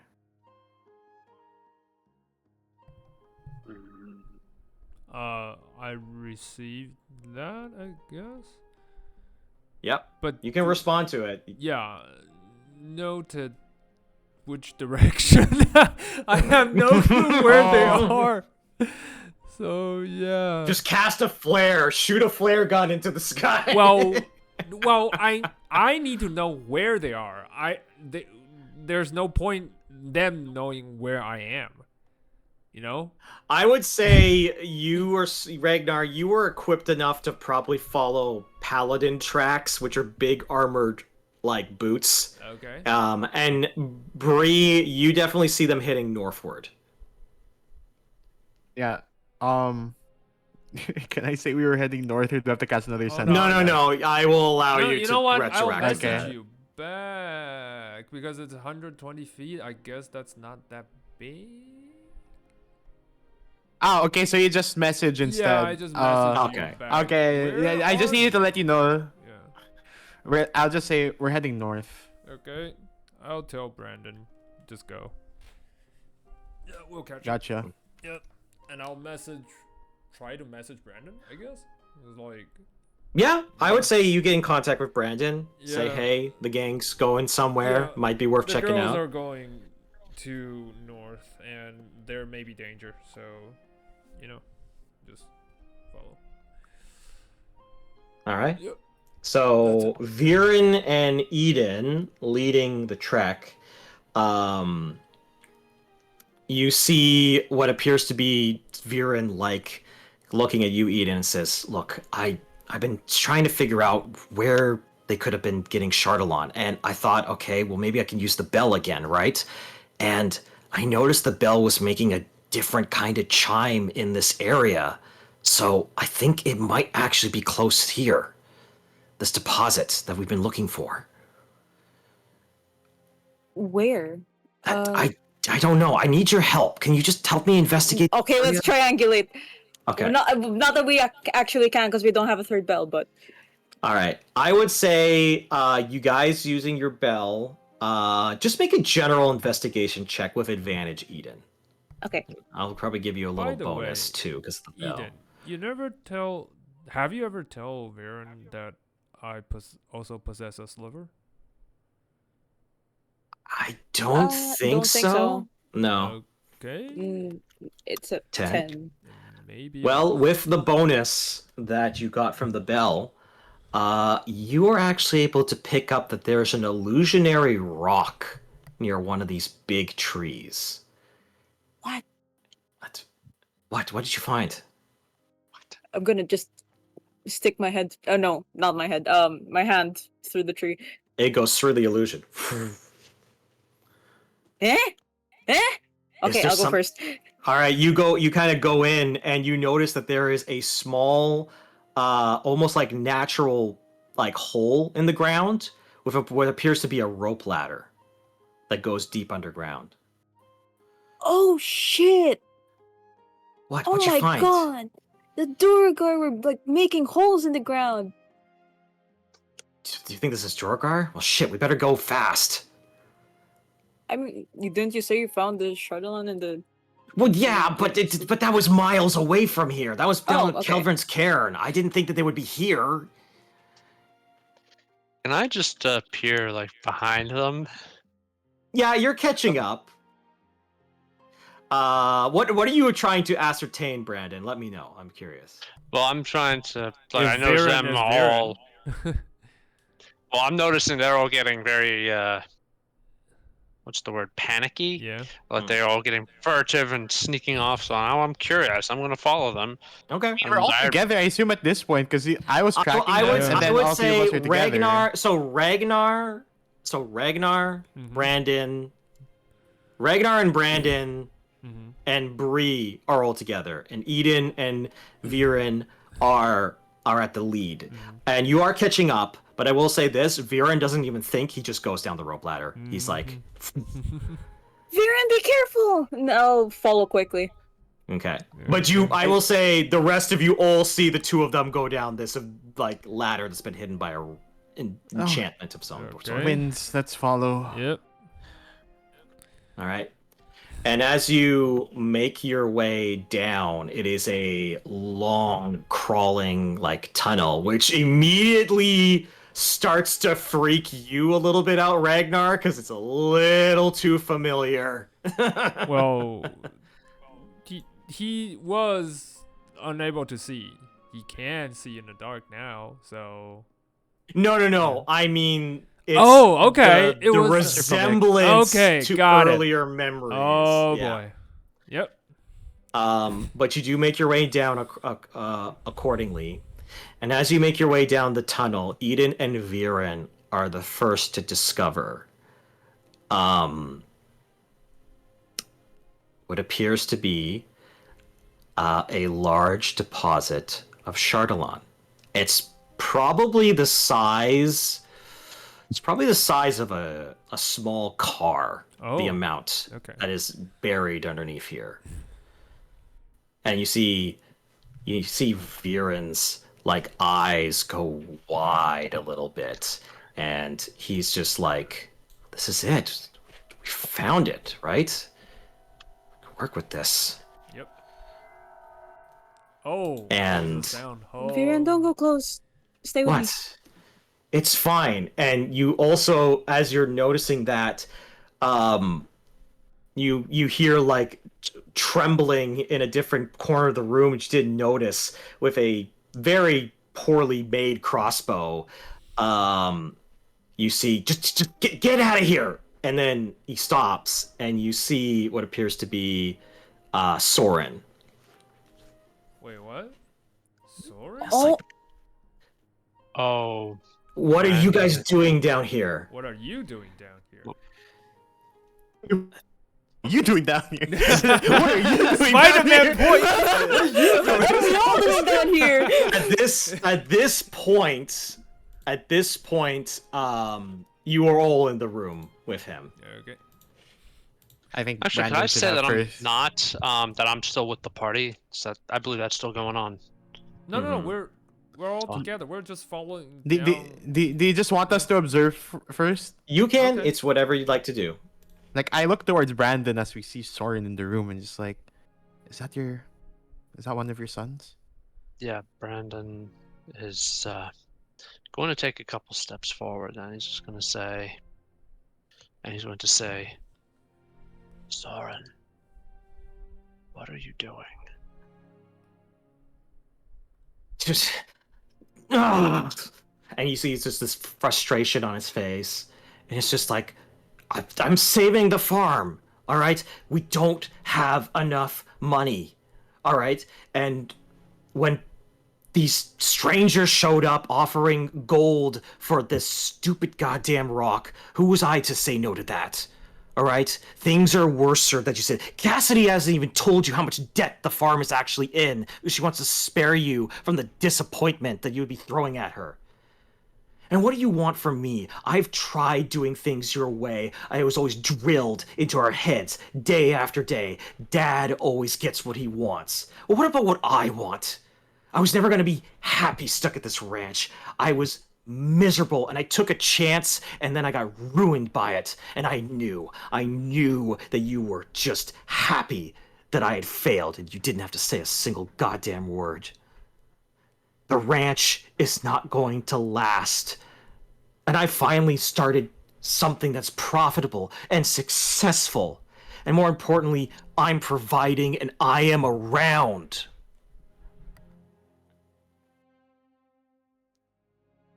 There's this Brandon nods. He nods and he says, I see.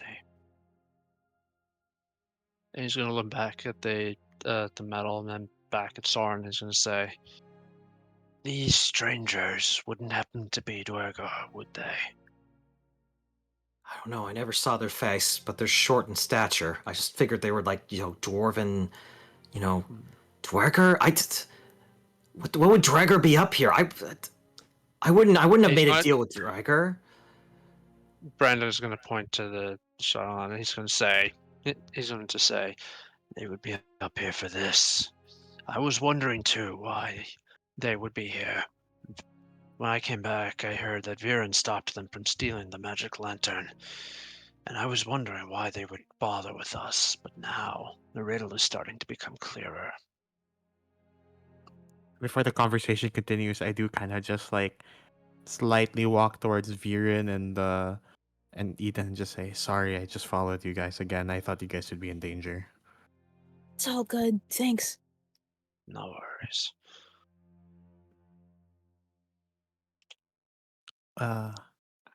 What? Yeah, Brandon. Soren is at a loss for words, but it's almost as you guys don't know what to respond. He just cuts through the silence. And you're gonna say something before Ydin?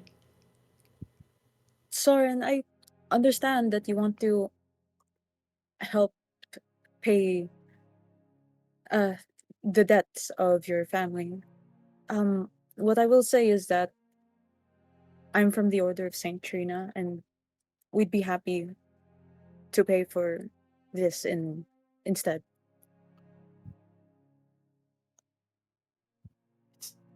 Look, I don't need a handout. I don't need charity. All right, this is mine. You're not taking this away from me. All right. I won't. But if you're dealing with Dwergar, they absolutely will. They wouldn't have been. They DM? wouldn't. Yeah. Mm-hmm. Can I just cast detect magic? Okay. And I just want to look at Soren and see if there's anything influencing him magically. You immediately sense the essence, the demonic nature of the Chardalon that is emanating from, that's filling up this room. And some pieces of information start to click a little bit. Some more than others about the corrupting nature of Chardalon. The thing about this conversation, you don't know how much of it is, based on truth about Soren's real feelings about his father, and how much is his emotions just being dialed up to 110% because of this. Yeah, I kind of tap Brandon on the shoulder and I just say, he's not of right mind right now, Brandon. Don't take it to heart. It's the metal. How much of it is the metal, and how much of it is something he's been holding in? And then Brandon's going really- to look back. The Mhm. crystal Oh, yeah. Sorry, go amplifies ahead. stuff. Like, Regnar steps out. The crystal amplifies someone's thought. It digs out the negative side and amplifies it For to sure. 10. Soren, you are not yourself. Calm down, and we'll help you. And he's just holding, like, trembling onto the crossbow. So, you love these fucking new people more than your goddamn family? I see. Their opinions mean more than your own fucking son. Isn't that right?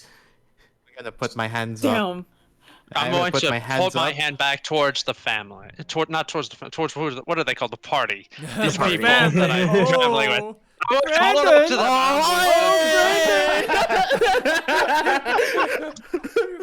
Oh, that's the slip. That's the Freudian slip. Oh, That's he the does family have slip. heart. Yeah, no, so I'm going to put my hand to the party, just gesturing them to stay back. Alright. And I'm going to step towards him. I'm going to say very quietly, you're taking initiative to try to help your family. That is a commendable thing.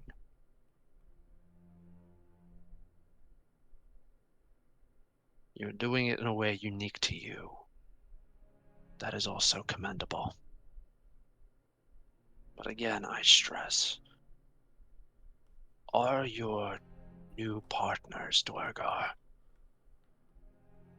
And he points the crossbow down, and he says, I don't know. I never saw their face. Brandon's going to nod and he's going to say, and he's going to say, he's going to look back at the metal and then back at him, and he's going to say, I would urge you to find that out. Because if they are Dwargar, they may decide it's easier to kill you than to pay you. And it is in that moment that Detect Magic recognizes a different form of magic in the room. Illusion? And you hear we hear one commanding voice say, "You're not wrong." Brandon And has bow out and This is- arrow no, string this and is- less this is the point. That is where Yeah, we're gonna stop. end today's Yeah, session. I knew it. Nice. Holy shit. Damn. Mm. Okay, that was a hell of a session. Well done, guys. Yep. Thank you. Amazing. Well done to you. Well done. Oh. I hope everybody had fun with that. That was pretty Yeah. good. Yeah. That was really And fun. Action packed. Yeah. That was action packed. Mhm. Yeah. Yes. Also, boss man, I'm very sorry for laying down the possibility of Brie potentially splitting out of nowhere. Yeah, Sorry no, about that. I'm aware about that. Mhm. But honestly, I think in the next couple of sessions, it's gonna be one of those things where it's like, oh, this might affect my family if I don't solve this new problem. Right. Okay, fair. See that will keep you to stay. But Yeah. if it's just like at the moment, it's like Bree's like, I'm not out there looking for my son. Mm. What No, am I doing? I think what I like about that is that Brie has kind of like had this sort of like closed off relationship with her family, and after seeing the relationship with Brandon's family, it's like a shift in her character, Mhm. right? Yeah, exactly. Yeah. And that's why I was always like, that was always the plan for me. I was like, I really like the idea of Brandon having a family dynamic and that being able to play off on your family dynamic because they're two very different ones. And damn, like fucking Brandon just killing it with the speeches. Holy shit, man. Those were some This is an old man with a wealth of experience. those are some quality speeches. I also like that Cherry picked up that I picked the Bardcore song. I was like, are they gonna know? Nah, they might know. And I was like, oh, one of them knows. I just didn't find it out. I'm just trying to be polite. It's all good. But very good session. So yeah, there might be a little Dwergar encounter next session, and then we will pick up from there. The good news is that we will be trucking along to the next chapter pretty much. We're going to be knee deep in the next chapter, and there's going to be some big events. I think there's going to be some big events next session, and possibly a new area to explore. But hopefully you liked how I wrote the family, Brandon. Yes. I tried to make them as quirky and different from each other as possible. Yes, this is part of the reason why Brandon is the way he is. You need to have a solid personality to keep these weirdos. Yeah, I was gonna say, yeah. The only thing I wanted to do, but I was running out of time, was just I wanted to maybe tell the party that there is a mighty oak tree on a hillside where a grave is. That of your wife. Yeah. Aww. So, but maybe we'll get to do that next session. Maybe. But like I said, I hope everybody had a lot of fun. Yes. This was just a treat to It write. was so fun. As always. Yeah, and You know something I was yes. hoping for though? What? A little flirting between Brie and Oh, and then Carson. I know Brie will not like take it, but then like Carson's gonna try. It would have been That was really just so funny. It would have been the easiest shutdown. I was thinking about it, but then I was like, okay, Ragnar's having a conversation with Carson. That needs to happen. Okay, this death scene needs to happen. And there was a lot. And I honestly, the RP in that like first big scene with the party was so good. Like it was like so character advancing and perspective building. Like that was fantastic. That's why I was like fanboying for a second. I was like, oh my god, I feel like I'm watching a show. I didn't have to do anything. That's the best time when you DM. It's like watching players just Yes. play You should themselves. have prepared the popcorn. Yeah. You should have Well, it prepared was the like popcorn. should I interrupt and maybe oh no, I gotta shut up, Will. Just shut the fuck up and let them do their thing. You gotta let it happen. You gotta let it happen. Yeah. Just let it happen. But yeah, no, that was a lot of fun for sure. Yeah. But amazing. Yeah, B will say that. It'll be very funny. Oh boy. But yeah, no, and hopefully in the either next session or the session after, you might get some more spirit points for upgrading your Nice. ancient weapons. And then obviously, you know what's actually great? Brandon, you'll be able to try out that new shotgun bow you have. Oh. Good. Yeah. Which is very Brandon Mhm. is gonna go like Kratos from the Yep. Norse god of war. He's gonna be like, Yeah. Okay. my home. Oh shit. That'd be the best. Nice. I would be nothing hyped. Jeez. Nothing but hype for me. Yeah. But yeah, well, I hope everybody had fun. Yes. And we will probably pick up The week after next?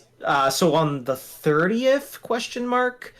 We'll see Not the because like 23rd. not the 23rd but the 30th Yeah. because now I'm going to say maybe because there's a possibility I might be doing something with the family on the 30th, but I will let you guys know You know what? if anything It's fine. changes. That is fine. I have a whole encounter table of Pokemon you can encounter in the forest. Beautiful. Along with those stupid hippies Mm. and their long water Torkoal. Oh god. I was love one- Torkoal. Wait, I have to catch it Yeah. now. I forgot. That's why you were posting. That's why you were posting Torkoal. Yeah, I so forgot this about is that. Torkoal. Now imagine this, but but it's a giant bong. Oh. Amazing. I must Oh my capture it. Oh god. boy. That's one hell of a hit, my dude. Oh, that's beautiful. We gave these Anyway. a chance, dude. Yeah. It didn't work. We got this turtle. Cool. Yeah. But Okay, sorry, I gotta go now. yeah, I gotta go No too. worries. Yeah, I Will gotta do. go too. That was really Alright, fun. Yeah, take care, guys. Take care. Take Bye. care. Well, that was fun, Bye. and hopefully we will be playing Pokemon next week. Mhm. Yeah. Bye. Okay, Bye bye. that's good. All right. Bye. Good game. Good night. Good night.